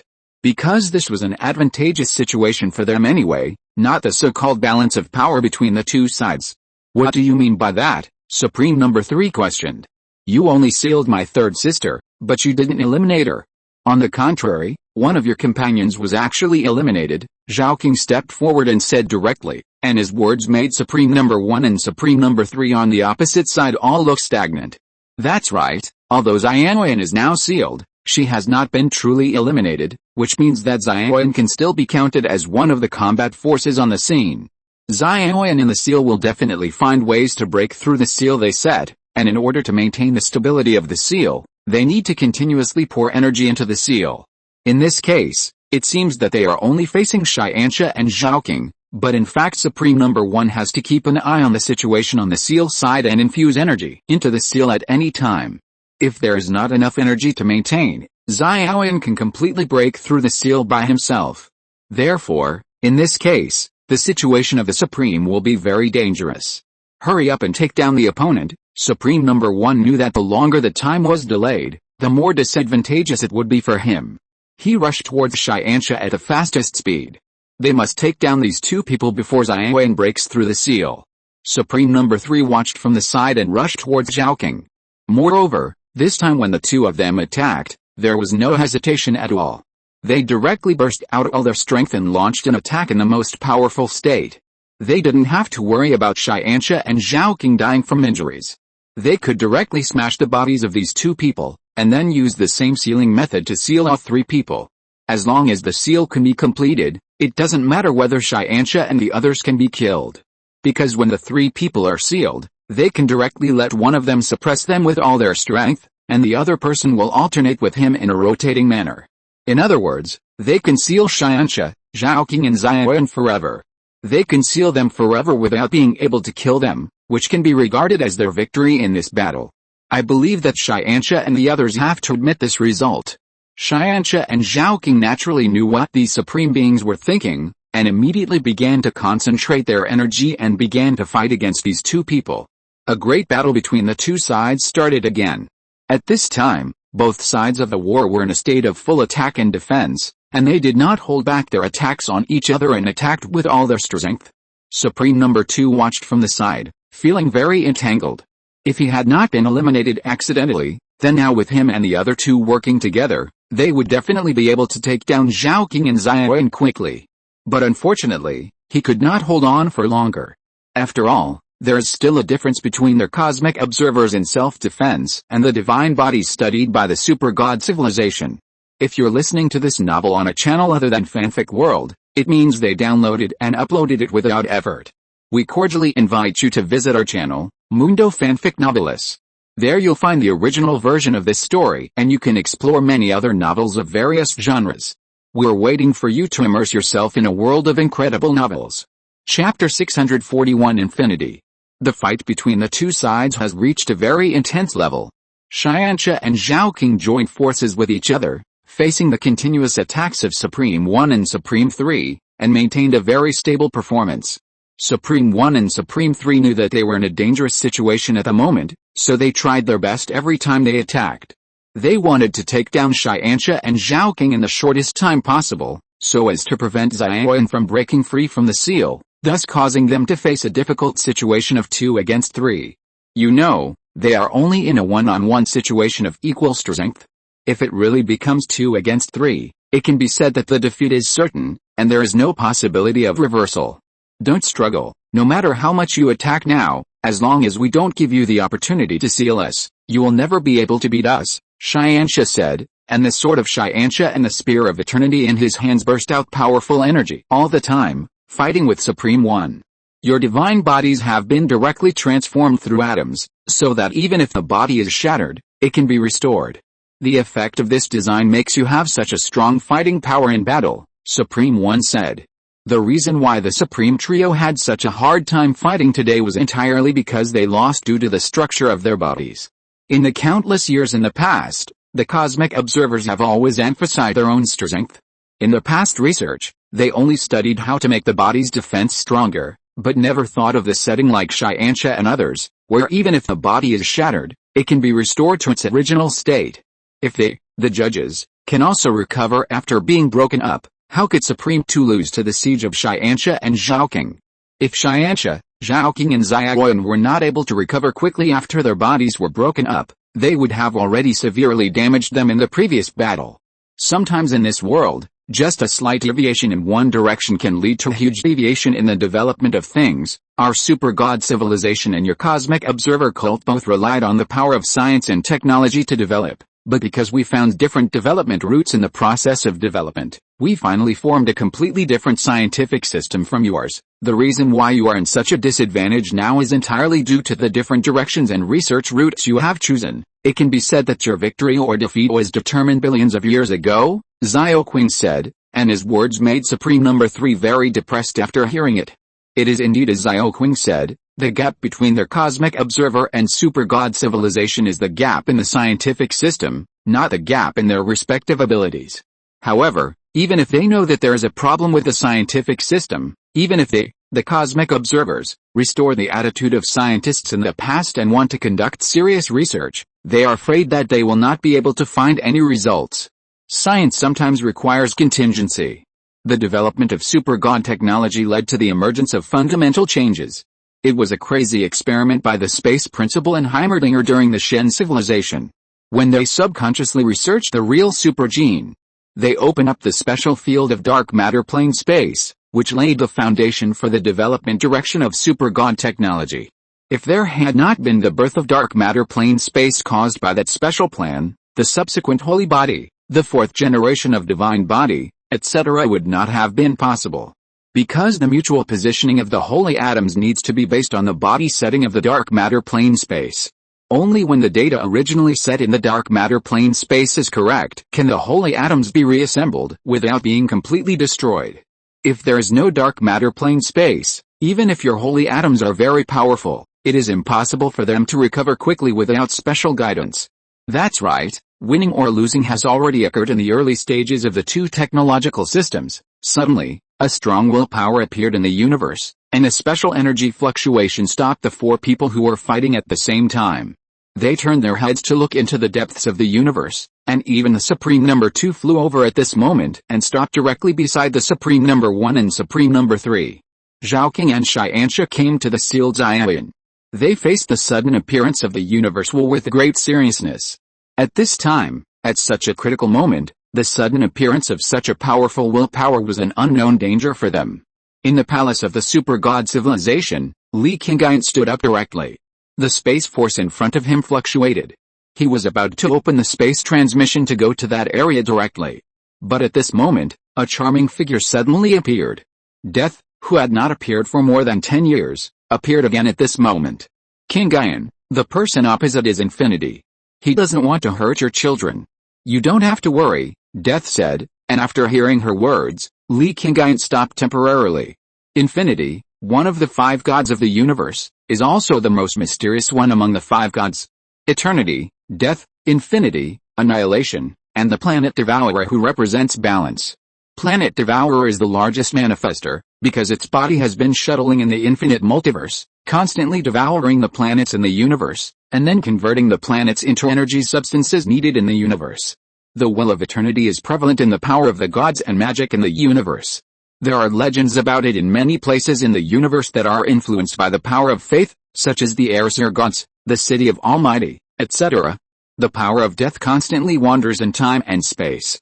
From time to time, she will take away those who are favored by death, and often lead the dead to the depths of the universe.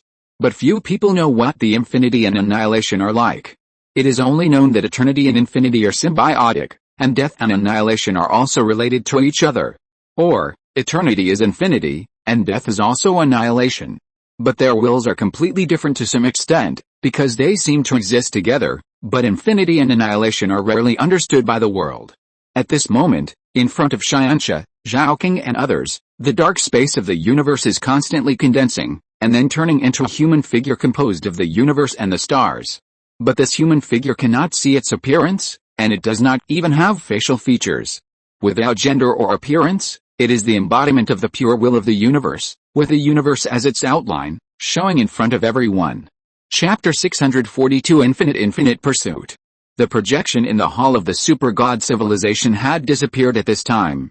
Many people in the hall could no longer see what was happening on Xianxia's side. But Li Qingyun and Death could still see it. Although they were not at the scene in person, they could still watch from afar in the form of the will of the universe. At the scene, Xianxia and others looked at the seemingly invisible incarnation of the will of the universe that suddenly appeared, and they were at a loss. "Who are you and what are you doing here?" Xianxia asked.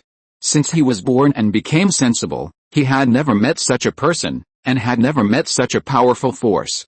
This feeling seemed to be stronger than his father. Of course, this might be because their father had never shown his true power in front of them, so they did not feel the strong sense of oppression brought by his father so intuitively. At this moment, infinity really showed his power. This is a real powerful force beyond the universe, a force that Xianxia and others could not even resist. Greetings to Lord Infinity. The three supreme beings suddenly looked at Infinity respectfully at this moment, and then bowed at a 90-degree angle. Infinity. After hearing the word infinity from the three quasi-users, Xianxia and Zhaoqing both reacted subconsciously.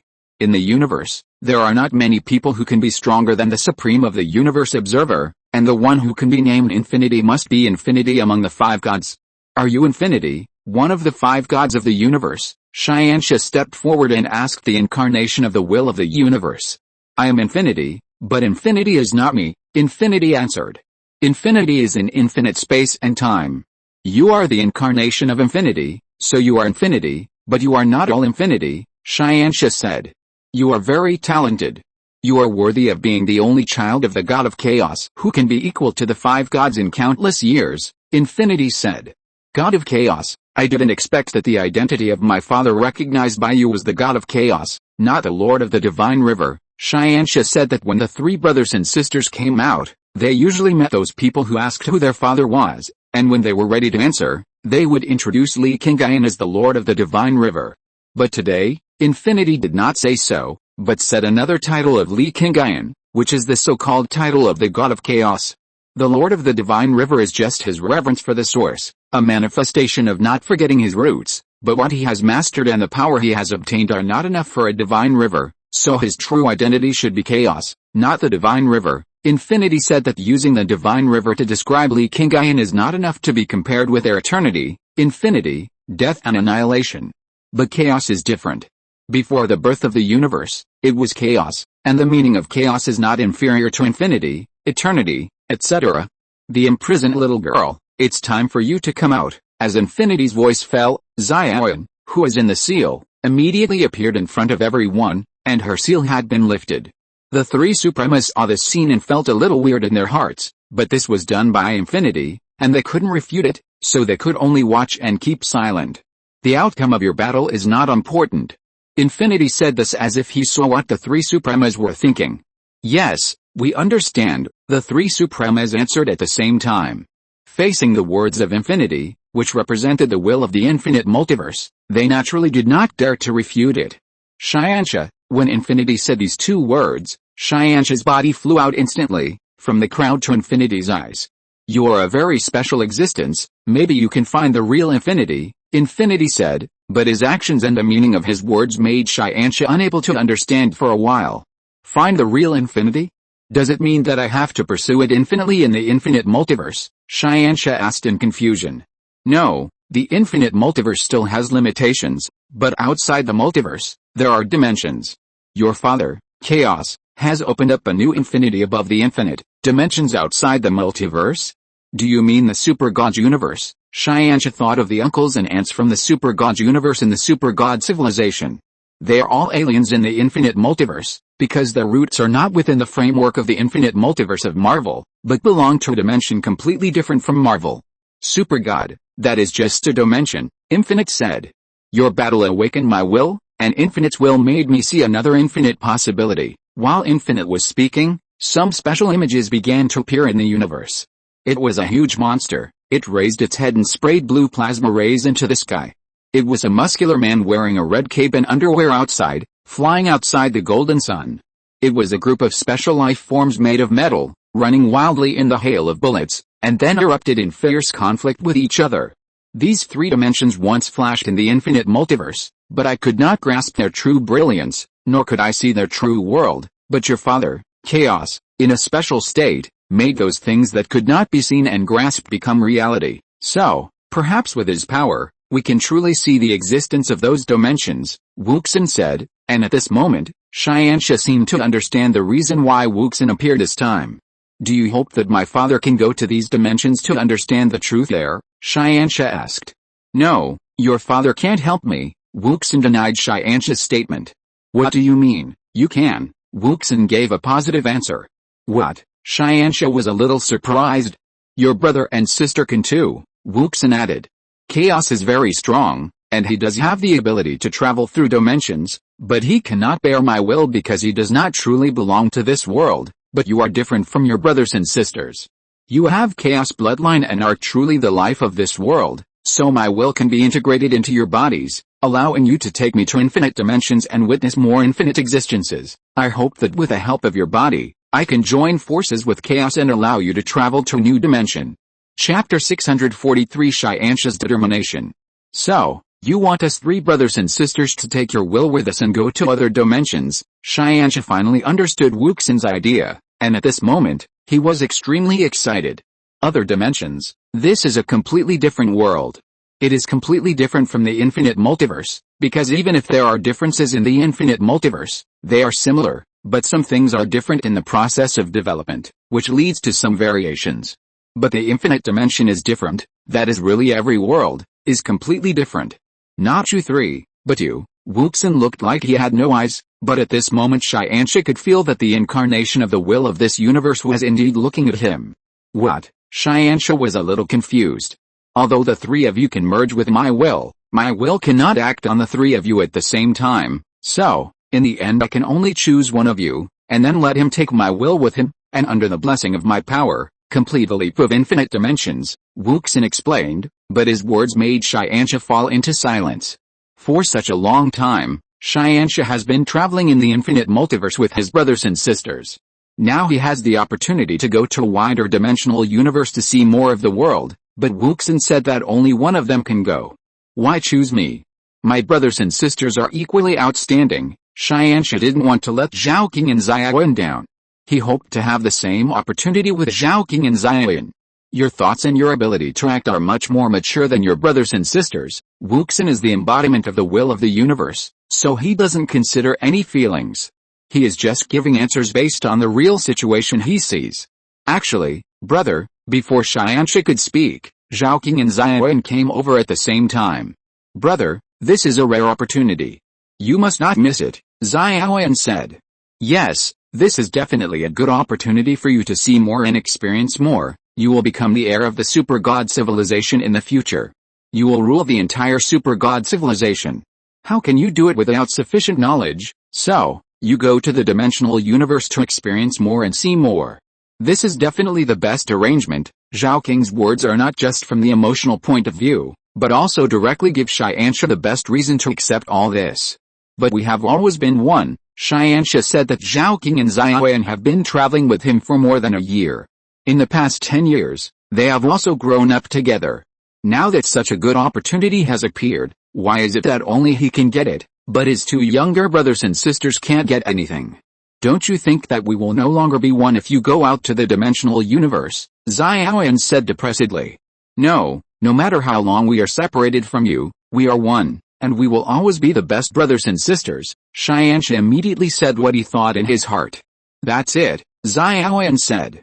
Since we are still the best of brothers and sisters no matter how long you are separated from us or how far you go, what do you need to worry about? Besides, even if you go out, you will not never come back. When you come back, tell us everything that happened in your world over there, so that we can learn more and know more about the wonderful world outside. Xiaoyan's words touched Xianxia's heart. His two brothers and sisters are really good to him. In other words, not only these two brothers and sisters are good, but his other younger brothers and sisters are also very good. This is the world where he was born, and there are so many of his family members here. Even if he flies far away, his roots are still here, and he will naturally come back. Brother, don't hesitate. Since there is an opportunity and you really want to go, then go. Don't consider us, we want to be your helper, to support you to a higher platform in the farther future, but we don't want to be a burden that drags you down, Zhao King said, and now Xianxia can no longer find a reason to refute these two brothers and sisters. Okay, I understand what you mean, and I accept your intentions. Xianxia finally made up his mind. However, I'm afraid I still have to ask my father about this matter. After all, I am going to other dimensions, which is beyond his control, Xianxia said, but at the same time as he finished speaking, the space twisted and Li Qingyun appeared in the starry sky. Next to Li Qingyun, there was also Death, one of the 5 great gods. Death and Infinity were rare times in this long river of time that they appeared at the same time. But at this moment, neither Death nor Infinity was in a hurry to speak. They were all watching quietly, watching Li Qingyun and his children. Li Qingyun slowly came to Xianxia, with an extremely serious expression, and asked in a solemn tone, have you decided? This is related to the future of one of his children. This is the time when his child is really going to break away from his control and fly to a more distant future. As a father, he must know how determined his child is. Well, I have decided, Xianxia answered very seriously. Okay, Li Qingyun nodded. He understood what his eldest son was thinking. Infinity, I accept your proposal. I will join hands with you to give my child the power to open up the dimension. Li Qingyun turned his head and looked at Infinity. This ability to directly open the dimensional channel cannot be opened under normal circumstances, except for special channels caused by some special reasons. Even if Infinity is very powerful, even the legendary OAA, which is even more powerful than Infinity, cannot do it. At the beginning, Li Qingyun had a connection with the principle of space under very special circumstances, and then had the first dimensional travel. Later, he went to the Super God universe because of the special relationship between Li Qingyun and the Super God universe. And now, what they have to do is to give someone the power to travel through any dimension. Therefore, this must be blessed by the extremely powerful willpower of this universe, and then joined by Li Qingyun, who originally had the ability to travel through dimensions, to finally achieve it. Chapter 644 Father's Love. Very good, I know that my efforts will not be in vain this time. Wuxin was naturally very satisfied when he heard Li Qingyun's answer. This matter is of great importance. My child will go on a lonely dimensional journey next, so, I need some time for my child to reunite with his family for a while. This should be okay, right? Li Qingyun asked. Of course, Wuxin agreed without hesitation. After all, this kind of thing is human nature, and the cosmic will like them originally has no so-called concept of time. It is the same whether this matter is done now, tomorrow, next year, or even in the next period. Even if it takes tens of millions of years, it is just a snap of the fingers for the cosmic will. Well, your will can reappear in the universe where the super god civilization is located in 10 days. We will join hands to inject Xianxia with a power that can travel through infinite dimensions. After Li Qingyun finished speaking, he waved his hand and took his 3 children back to the universe where the super god civilization was located and returned to the hall. Death naturally followed him back. After more than 10 years, she finally found a reason to meet Li Qingyun. Naturally, she had to stay no matter what, and then find a way to resolve the past conflicts with Li Qingyun. However, Li Qingyun didn't care about death at this time. Now was the most critical moment for his eldest son, when Xianxia was about to go to the infinite dimensional universe. "Xianxia, come with me." Without letting Xianxia go to reunite with his mother and other brothers and sisters, Li Qingyun turned around and walked towards the back of the hall. Although Xianxia looked confused, this was what Li Qingyun asked him to do, so he subconsciously followed. As for those people in the hall who didn't understand, Zhao Qing and Xiaoyan quickly told them all the situation. Li Qingyun took Xianxia with him, and after the two of them left the hall, they immediately entered the small universe. In the small universe, they once again entered a special room, and countless energies and formations unfolded, completely isolating this room from the outside world. Seeing Li Qingyun's cautious arrangement, Xianxia understood how important it would be for his father to tell him at this moment. Therefore, Xianxia's expression was very serious at this time. "Child, what I am going to tell you next will be a truth that no one knows except the principle of space." Li Qingyun looked at Xianxia and said this directly. Xianxia heard this and knew why Li Qingyun had set up so many protections. Although the principle of space did not appear in this world and Xianxia had never contacted him, Xianxia knew his identity. He was the founder of the Super God Academy, one of the greatest gods in the Super God universe, and the one who created his father. "Your father, I actually came from a world that is more magical than the infinite dimensional universe, where the Marvel universe we are in now, and the Super God universe where your Aunt Yan and others are just some film and television works in my world." As soon as Li Qingyun said this, Xianxia's pupils immediately dilated in surprise, and the whole person was stunned by shock. A real world, in the world where my father used to be, was actually just a fictional film and television work. What kind of world is the world where my father is? Afterwards, Li Qingyun and Xianxia had a conversation that lasted for 3 days and 3 nights. During these 3 days, Li Qingyun told Xianxia all about his origins and his original identity, and told Xianxia all the movies and TV shows in his memory, including comics, novels and other dimensional worlds. Although Marvel and Super God, where Li Qingyun is currently, are worlds based on film and television works, no one can say what the infinite dimension is like. Therefore, Li Qingyun told all the short drama worlds such as comics, novels, and even video accounts in Douyin, as long as he had them in his memory, without missing a single one. This seemingly overly long-winded action was a warm moment for Xianxia that he had never had before. Because the more Li Qingyun told him and the more he told him, it showed how much Li Qingyun cared about him. Father's love is always silent. In the past 10 years, there have not been many cordial scenes between Li Qingyun and Xianxia. When they talk on weekdays, they are very formal, without those warm comforts or anything. But when he was finally facing real danger, his father took out everything he could teach him and everything that could help him. Even his mother and all the aunts didn't know the secret, but his father told him. "Take this." Li Qingyun summoned a golden ball of light in his hand. This ball of light was only the size of a palm, but it contained the most important thing to Li Qingyun. The big clock. Xianxia just took a look at the thing in the ball of light, and immediately stood up in shock. "Dad, what are you doing?" Xianxia looked at his father, his eyes full of emotion. "No matter what time, the big clock is definitely the greatest celestial computer," Li Qingyun said, then took Xianxia's hand and put the ball of light directly in his hand. "You are going to the infinite dimensional universe this time, and I, your father, can no longer provide you with any protection. You take this big clock with you, but, if you give me the big clock, what will you do?" Xianxia knew very well how important the big clock was. It appeared when his father had nothing, and then helped his father eventually become the most powerful god of chaos in the universe today. All the most advanced technologies of the Super God civilization are now recorded in the database of the big clock, including the dimensional space technology that my father and Aunt his I spent a long time researching and developing. This technology is currently only implemented by my father and Aunt his I. Everything in the big clock has been integrated with me. Even if I give it to you, it will not have any impact on my current strength. Moreover, the highest authority of so many celestial computers in the Super God civilization has always been in my hands. I can call on their computing power at any time for my use. Even if this is inconvenient, I can mobilize resources to rebuild a more powerful celestial computer after you leave. So, you don't have to worry about it, just take this big clock with you. Chapter 645 Inheritance. Li Qingyun's words were very relaxed, but Xianxia knew very well that his father said this deliberately to take care of his emotions. It seems possible to rebuild a more powerful celestial computer, but in fact, It is impossible. Because the big clock has been accumulated, evolved, and upgraded over a long period of time. The greatness of the big clock lies in the fact that it has always been at the forefront of all technologies. It has been leading the development of the entire civilization and even the entire universe.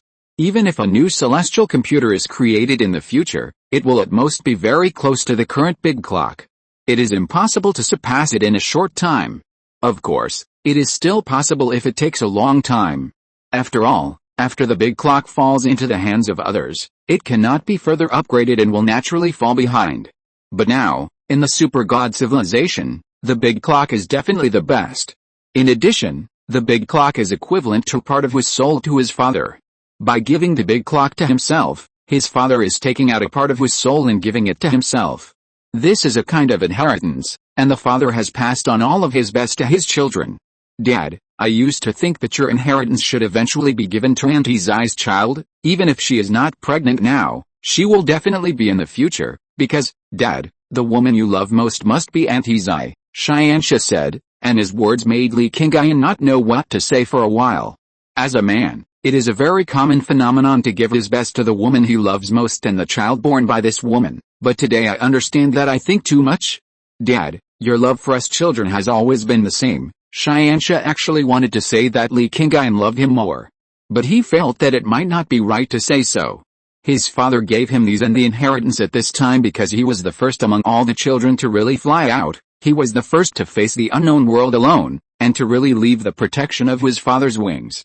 Silly child, what are you thinking about? Li Qingyun touched Xianxia's head helplessly, but he was happy in his heart. At least the child understood his heart.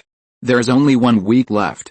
Go find your mother and other brothers and sisters and have a good reunion with them, Li Qingyun said. He had already explained everything he should have said and given everything he should have given. As a father, he couldn't help Xianxia more. But he believed that with Xianxia's ability, he would be able to handle it all, and he would be able to successfully solve all the problems he encountered in other dimensions. Therefore, in the last time, Li Qingyun did not plan to let Xianxia receive any special training or make any preparations, but planned to let Xianxia relax better. Have a good reunion with family, play with friends, and then go out happily. After leaving Li Qingyun's small world, Xianxia returned to the real universe and returned to the floating fortress of the super god civilization.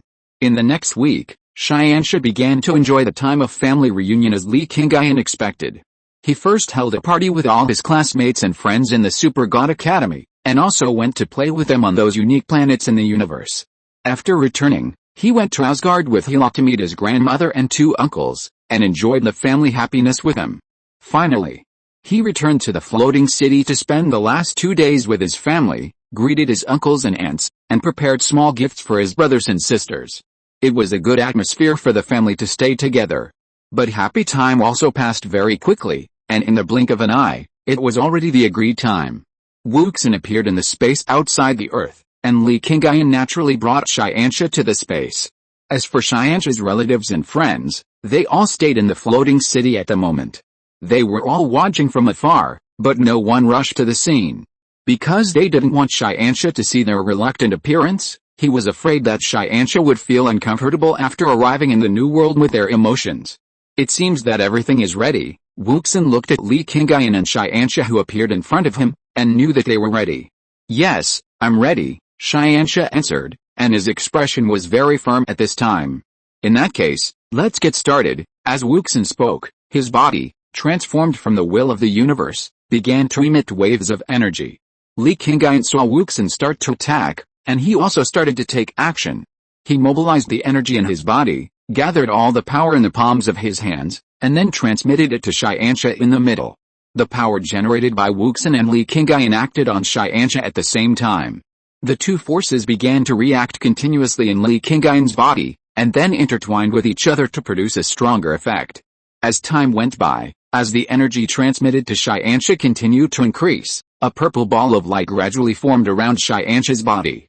This ball of light completely enveloped Xianxia, and at the same time, in Xianxia's eyes, he saw a different starry sky. This was a starry sky that even Wuxin and Li Qingyun could only feel but not see, but here in Xianxia, he could directly see many passages from the starry sky, those passages leading to different worlds.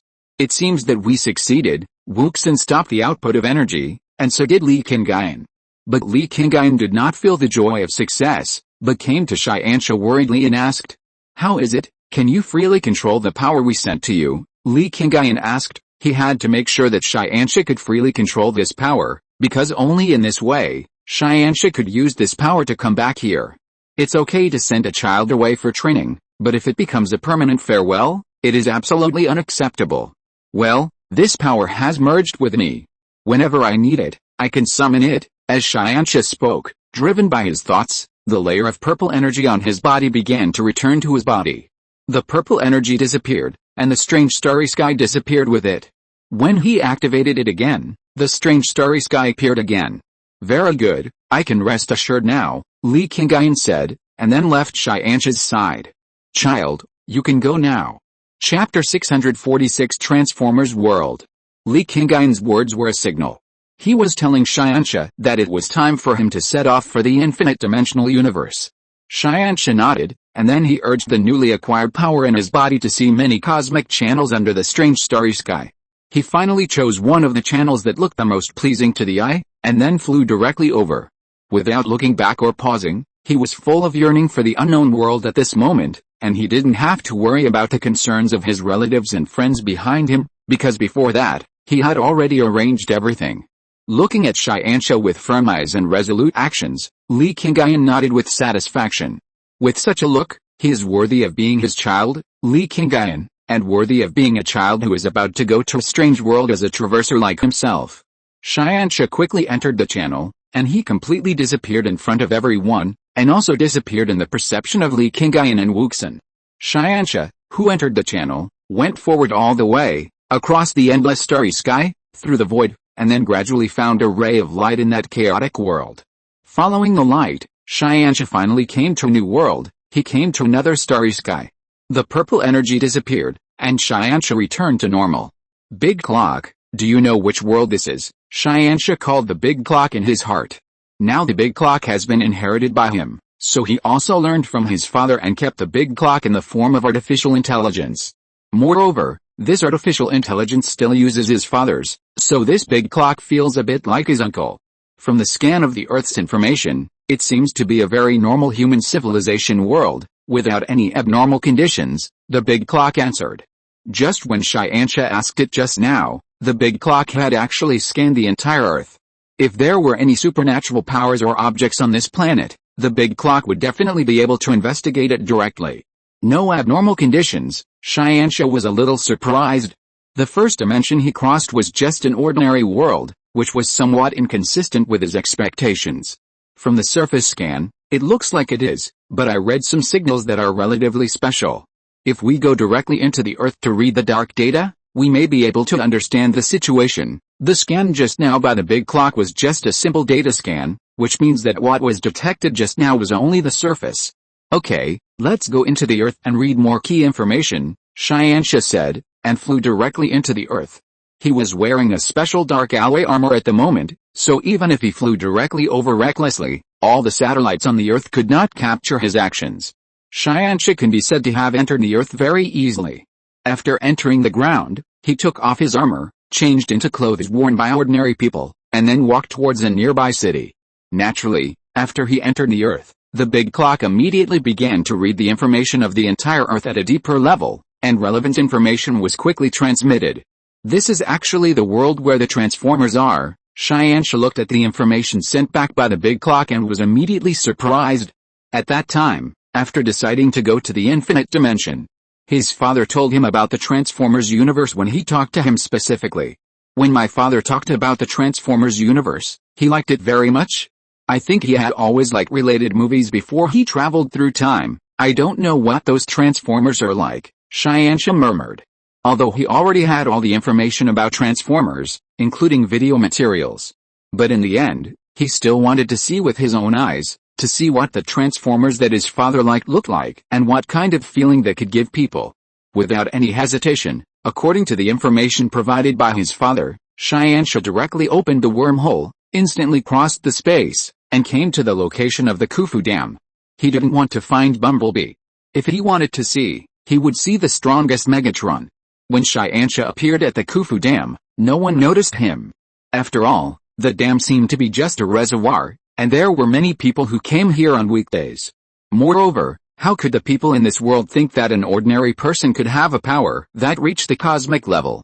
Big Clock, everything I do in this world, will it be like the infinite multiverse, where some special changes will cause the entire universe to deviate and eventually lead to destruction? Looking at the gate in front of him that could lead to the core of the Khufu Dam, Xianxia hesitated. It's okay to come to the infinite dimensional universe to train and experience more things here. But if the process of traveling causes the destruction of one world after another, it would be a bit too much. The dimensional world is not the same as the multiverse, the Big Clock replied. Because there are some main frameworks in the infinite multiverse, the development of the universe itself needs to follow certain rules, but in the infinite dimensional universe, these main frameworks do not exist. They will only develop the future according to the present. So as long as you don't leave the seeds of destruction for the whole world now, it will naturally not threaten the overall operation of the universe, the Big Clock said, and its answer was based on Li Qingyun's experience in the two different dimensions of the Marvel Cinematic Universe and the Super God Universe. In the Super God Universe, Li Qingyun had completely changed the structure of the entire Super God Universe, and made the entire Super God Universe look completely different, but in the end, there was no movement that could destroy the universe. On the contrary, because of Li Qingyun's incident, the subsequent Super God universe has become more peaceful, and the entire universe has begun to prosper. If that's the case, then we can let go and do whatever I want, Xianxia would subconsciously say us, but what to do is still his own idea. Because the artificial intelligence of the Big Clock is here, so it's us. But the only one who can really make the decision is Xianxia himself. I still suggest you take it easy. If you accidentally go too far and destroy this small planet, it will be meaningless, the Big Clock reminded, and Xianxia just smiled slightly when he heard it. Don't worry, I will be very careful. Chapter 647, A Little Show of Skill. With an idea in mind, Xianxia did not hesitate and walked directly to the entrance of the secret base. As soon as Xianxia approached, two soldiers came up immediately. They touched the gun bags on their waists with both hands, ready to take action at any time. In the hidden corner inside the door, the secret guards were also ready to respond at any time. Don't be nervous, I'm here to discuss cooperation with your people.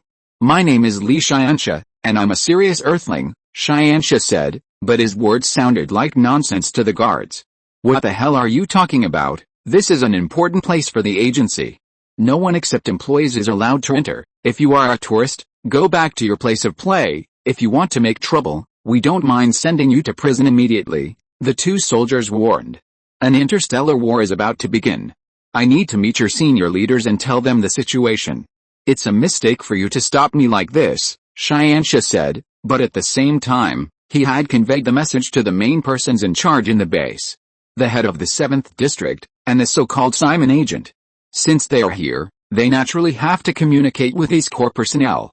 They cannot negotiate with ordinary people. Are you delusional? One of the soldiers asked directly. It's hard to explain to you two.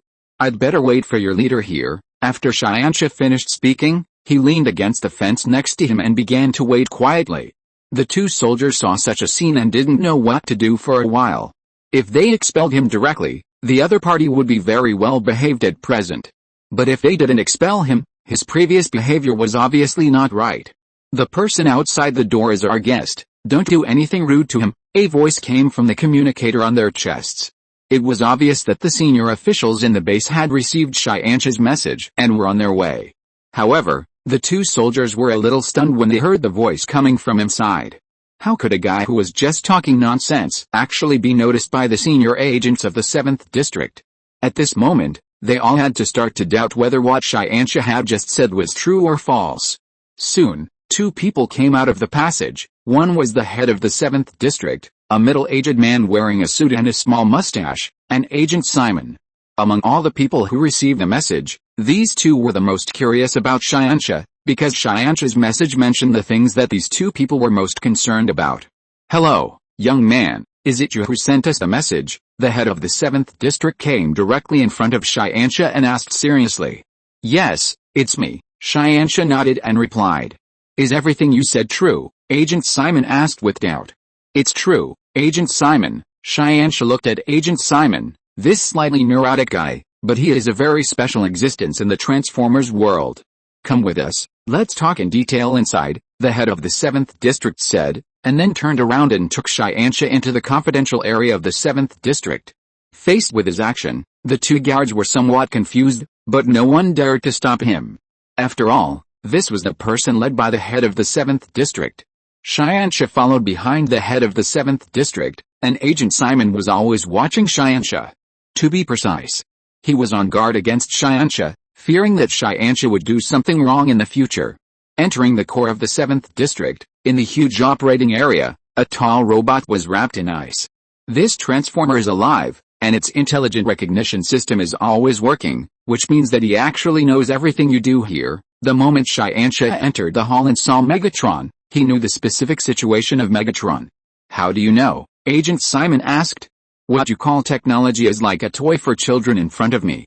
All the things that seem very complicated and difficult to understand to you can be seen through at a glance here, Xianxia replied. Really? Are you saying that you have more advanced technology than this big guy? Agent Simon laughed. He didn't doubt the information mentioned in the message sent by Xianxia, but now he began to doubt that Xianxia was just a crazy person with wild ideas. Yes, Xianxia said, and then raised a hand to Megatron. The next moment, a white light flew out from his finger and landed directly on Megatron's forehead. The white light touched Megatron's forehead, and Megatron's body moved in an instant. It actually regained the ability to move. The appearance of this scene made everyone present exclaim immediately. Agent Simon even pulled out a gun from his waist and was about to attack Xianxia. Don't worry, Xianxia said, and another red light shot out from his hand. Megatron, who had already regained his ability to move, began to shrink in the next moment. It finally became a small toy the size of a palm. No, this is impossible. Megatron, who finally regained his ability to move, looked at his short body at this moment, and he felt that his whole worldview was about to collapse. Everyone who saw it couldn't believe it either. How did you do it? Agent Simon, who was originally the most nervous, was the only one who could speak normally at this moment. By reducing the ratio between the atoms in his body, he was reduced in size as a whole. Oh, by the way, I forgot to tell you that although his body has shrunk, his original strength will not be reduced, so don't get close to him, Xianxia reminded, but at this moment, a guy who was not far from Megatron had already suffered a loss. Megatron panicked and hit the guy casually, and the guy was thrown away more than 10 meters away, and was about to hit the wall. But almost at the same time, a golden halo appeared behind him, and the person who would have hit the wall heavily and would eventually be seriously injured or even died because of the collision was transferred behind Agent Simon out of thin air and landed very smoothly. Although he was also injured, the injury was much smaller than the original consequences. I will be quiet. Xianxia looked at Megatron, and a transparent energy shield appeared, completely blocking him. If you're listening to this novel on a channel other than Fanfic World, it means they downloaded and uploaded it without effort. We cordially invite you to visit our channel, Mundo Fanfic Novelis. There you'll find the original version of this story and you can explore many other novels of various genres. We're waiting for you to immerse yourself in a world of incredible novels. Chapter 648 Focus on an experience. How did you do all this? Agent Simon asked. He couldn't figure out how Xianxia could do all these things. It seemed impossible to achieve them. The technology I master is far beyond your imagination, so I tell you that I am here to help you. You must not doubt this, because, if I really want to hurt you, even if the whole earth is tied up, I can't do anything to me or block my attack. Xianxia said this domineeringly, but there was no falsehood at all. A guy at the cosmic level, on such a backward and weak planet, who can stop him if he really wants to do it? But if you are really that powerful, it should be easy to solve these potential threats, right? The head of the 7th District finally returned to normal at this time. I can indeed do it, such as directly locating the coordinates of all Decepticons and directly paralyzing their machines through network data, or I can fly directly to Cybertron and wipe out their nests. Xianxia paused for a moment when he said this. It's just that I came here to visit and experience life. If I help you solve all the problems directly, it would be meaningless, Xianxia said, and his words made the district chief and Agent Simon look confused. What I just showed you was just to let you know that what I said before was not false, and from now on, I will control my physical condition to the same level as ordinary people. That is, I will only use your weapons to fight these Decepticons, Qianxia said. What, you want to give up your powerful strength and help us as an ordinary person? Agent Simon was confused. If we are just ordinary people, how can we fight these behemoths? And now this guy knows your existence and your abilities. Will he still launch so many wars against us and cause us so much damage as you said? What Agent Simon said is a real situation. Knowing the power of Qianxia, Megatron can't have the same confidence as before when facing the Earthlings, and it is very likely that he will not dare to launch such an attack on the Earth again. Don't worry, he doesn't remember what happened right now, Qianxia said, looking at Megatron, and Megatron's body instantly regained its calm. His entire machine stopped, and all the memory data about the recent period in his memory chip was cleared. In addition, his body began to return to its original position and began to recover to its original size, and even the ice layer on his body recovered. Then those people around, among them, the insignificant people will also lose their memories. As Qianxia spoke, a white light flashed, and everyone recovered in an instant. Except for the district chief of the 7th district, Agent Simon, and the staff member who was injured next to Qianxia at the moment. Your resume is very good. How about staying by my side and being my assistant in the future to help me deal with some daily affairs? Qianxia looked at the staff member and said. The staff member turned his head and looked at the district chief hesitantly. Just do as he wants, and you will help him deal with daily affairs in the future, but remember, keep it secret, the district chief said, and after hearing this, the staff member naturally nodded silently in agreement. Then, from now on, I will put away all my abilities and will not provide you with powerful weapons, but I need to have certain authority. This should be okay. Qianxia looked at the head of the 7th district and said. Okay. I can give you all the authority within my authority. The head of the 7th district now obeyed Qianxia's words. Although Qianxia said that he would do all this as an ordinary person, it is a fact that he has power beyond their understanding. As long as a person with such ability is there, he will never let his side suffer a devastating blow. In other words, at least with him, the Earth will not be occupied by the Decepticons. This is considered to give them a chance to support the Earth.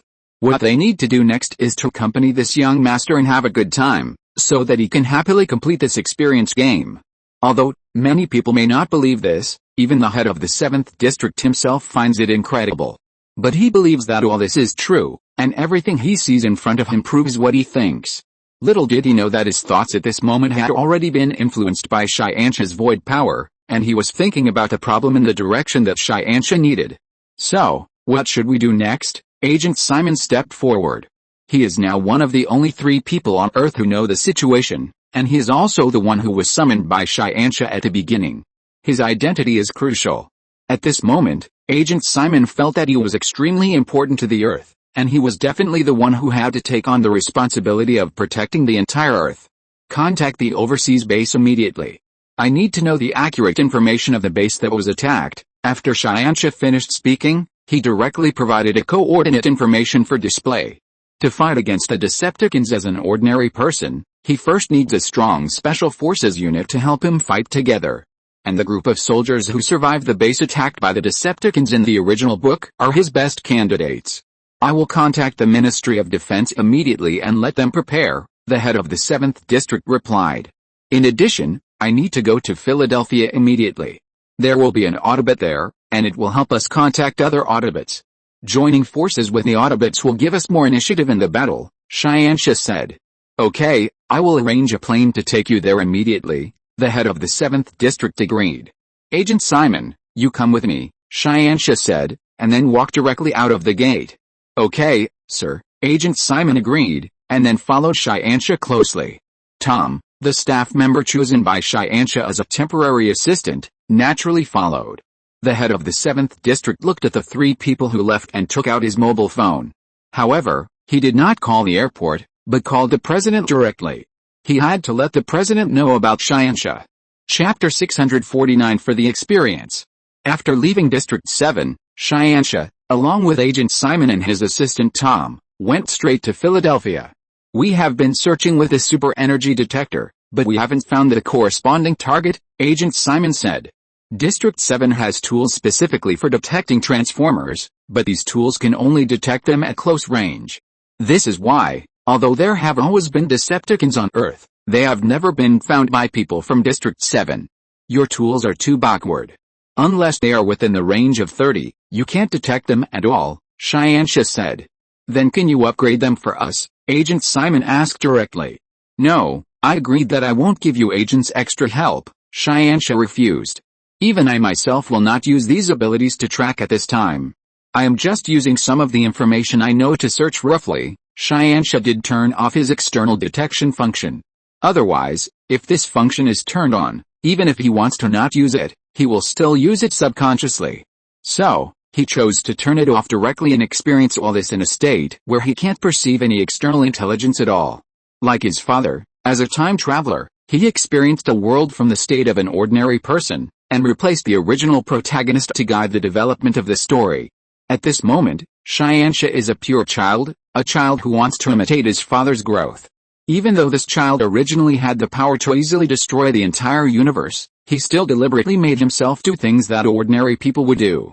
If Li Qingyun could see it at this moment, he would definitely say to Xianxia, how childish. Li Qingyun started as an ordinary person because he could only start as an ordinary person. If Li Qingyun had such a strong power at the beginning, he would not grow up little by little and make himself stronger little by little. It would be enough to crush and rob all resources directly. In the final analysis, Xianxia is still too young, and it is also a blind imitation caused by Xianxia's special feelings for his father. Prince Charming 217, is this the pair of glasses that the Autobots and Decepticons are looking for? Tom took the laptop in front of Xianxia and asked. On the computer screen, an eBay account was displayed, and a pair of cracked glasses were being sold. Yes, that's the glasses, Xianxia nodded. Click to place the order directly, and then ask him to ship it as quickly as possible, or we can go and get it directly. The key props were triggered, so of course they had to be taken down as soon as possible. Xianxia came here to play, so he would definitely play whatever was fun, and the series of plots triggered by the protagonist was the most interesting part of the whole story.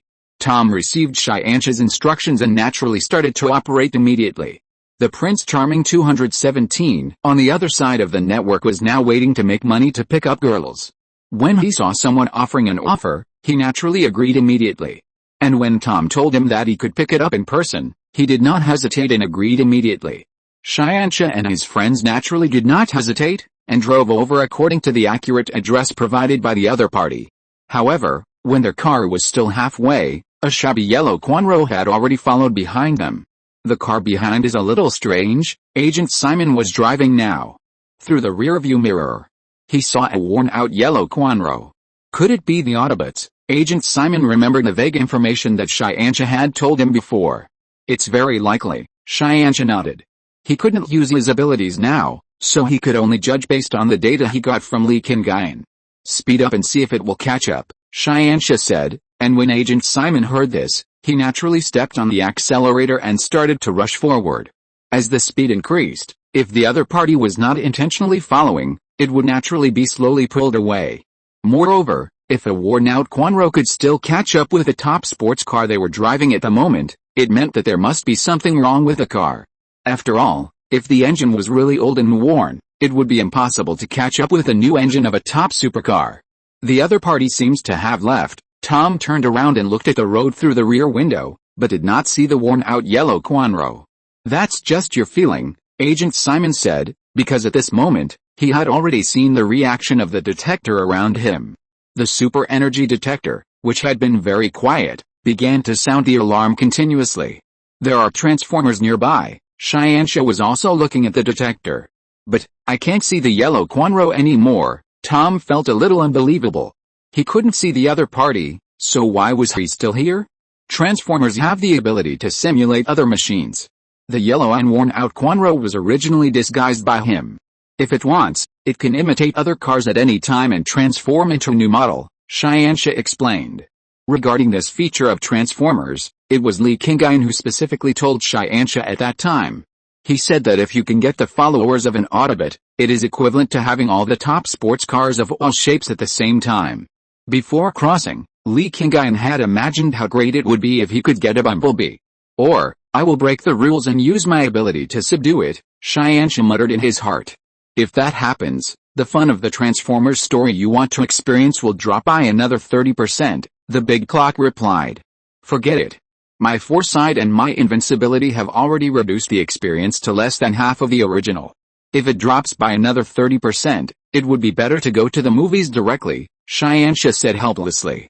You won't get any experience from watching the movie. The answer of the big clock made Xianxia shake his head helplessly. Yes, he's a being who has traveled across the universe. If he can get an experience by watching a movie about a hot weapon-level war on the surface of a planet, then it would be a miracle. What's wrong? Tom looked at Xianxia, who was shaking his head, and asked immediately. Nothing, Xianxia said quickly. Contact the 7th District and ask them to send a task force over. It may be useful at a critical moment. Chapter 650, Opportunity? Of course, it is for those who are destined to have it. According to Xianxia's instructions, Tom immediately contacted the District Chief of District 7. When the District Chief of District 7 learned that Xianxia needed a task force, he immediately used his authority to mobilize a Special Forces unit, and all of these Special Forces units were equipped with high-heat energy armor-piercing bullets. Xianxia wanted to fight against Transformers with modern technology, but there must be ways to fight against them. So Xianxia also told them that Transformers were afraid of high-heat energy armor-piercing bullets. Because of this, all the Special Forces in District 7 immediately replaced all their weapons with high-heat energy armor-piercing bullets and other weapons with similar effects. Xianxia has now arrived at the area where Sam agreed to exchange eyes. Sam obviously hasn't bought a used car yet. According to the time calculated by the big clock, he should attend the last speech at school tomorrow or the day after tomorrow, and then get the last A grade from the teacher, so that he can get the opportunity to buy a car from his father. In other words, now there are only 48 hours at most from the beginning of the first Transformers plot. The timing is just right. If you come too early, you will have to wait here for a long time. If you come too late, the plot will start again and you will not be able to participate in the whole process. So, now is the right time. Hello, are you Prince Charming 217? Tom took the initiative to get out of the car and negotiate with the other party. Xianxia was sitting in the car, looking at the situation outside through the window. The savior who was originally chosen by the Autobots is this guy. Agent Simon was also leaning against the window at this time, looking at Sam Veach. However, compared to Xianxia's pure curiosity, Agent Simon felt that the other party was a little plain and unworthy of the title of savior. The position of savior was not selected from the beginning, but whoever came into contact with the Transformers first would become the chosen one, Xianxia said. The first person to discover the Decepticons was Sam Veach's ancestor. The glasses were handed down and happened to fall into Sam Veach's hands during this period, so he first encountered the Autobots. But if someone suddenly bought the glasses before the Autobots came, then if the Autobots are coming now, do you think they will go to find the person who bought the glasses, or go back to find Sam Veach? Xianxia said, and Agent Simon nodded after hearing his words. I was wondering why you bought the glasses as quickly as possible instead of going directly to the Autobots. It turns out that it was because of this, Agent Simon said. But, isn't this just robbing others of their opportunities? Don't you feel guilty about this? Agent Simon asked. Opportunities are for those who are destined to have them. Since I am here and I know the existence of these glasses, this is my opportunity. Could it be that you accidentally dug up a batch of antiques on the roadside, and instead of thinking about it as your own opportunity, you are thinking about to bury them in ancient times and should return them to their descendants? Xianxia asked back. Then I will definitely keep it myself. The treasure that fell from the sky and was given to me is my luck. Why should I give it to others? Agent Simon answered without hesitation. That's it. Xianxia's words made Agent Simon no longer doubt. This is originally a matter of those who are destined to have them. Naturally, whoever has a better fate will get it. Besides, is it a good thing if this opportunity is really given to him? How much do you think he, as an ordinary person, has to pay for this to complete the task of saving the Earth? Xianxia did not say that Sam Veach would be assassinated because of the Autobots in a few years. The setting after the fourth part seems to be that he was killed, but only said a result calculated according to common sense. That's right. Even if it were me, I don't think I could do it. Agent Simon knew how dangerous it was for an ordinary person to fight against a Transformer like that. You may not be as good as him, Xianxia smiled. That guy is the protagonist. In the words of his father Li Qingyun, he has the blessing of luck. Just like the anchors of the stable world and the exclusive universes of Marvel's infinite multiverse, he has extremely high luck in this world. He is a high school student, And I am an agent. I am not as good as him, Agent Simon said indignantly. Haha, Xianxia just smiled and did not comment on it. Almost at the same time, Tom had returned to the car with the glasses in his hand. Boss, the glasses are back, Tom said, and was about to give the glasses to Xianxia. But at this time, Xianxia raised his eyebrows and directly stretched out his hand to push Tom in front of him. Just as Tom fell backwards in the blindness, a shell flew out directly at his original position. Boom! The explosion sounded not far away, and a car parked on the roadside was directly on fire at this moment. Everyone subconsciously looked in the direction where the shells flew from, where a huge black robot was rushing towards them quickly. Quick, get out of the car, Xianxia reminded, and then he pushed the car door open, and then quickly rolled out of the car. Agent Simon's reaction was almost the same as his, and he also left the car at a very fast speed. After the two of them left the car, the black robot had already run over, and fired 2 shells in its hand, which were aimed at the car. Boom! The car was directly blown into pieces, and the resulting iron pieces flew out over the heads of Xianxia and the other 2. If they were not lying on the ground at this moment, if they had not left the car in time, then they would all be dead bodies now. Run, Xianxia shouted. He actually has the ability to deal with this Decepticon, but the problem is that he said he is immortal now, so he has no ability beyond that of immortal, except for the sacred body that cannot be sealed by itself. It's too late, Agent Simon said. At this moment, the black robot is in front of them, and it raised 1 foot to step on Xianxia and the others. Bang, bang, bang. 3 cannons sounded, and 3 shells flew directly at this moment, blasting the black Decepticon who had already raised his foot away. In the direction where the shells flew, the Transformers with yellow shells were running quickly. Xianxia could recognize it at a glance, because it was the Bumblebee who had followed them before. End of this chapter. Thank you very much for reaching the end. Don't forget to like. Looking for more exclusive content and immediate access? Subscribe to our Patreon. Remember, every like, subscription, or donation encourages us to continue. Thanks to everyone, see you in the next video.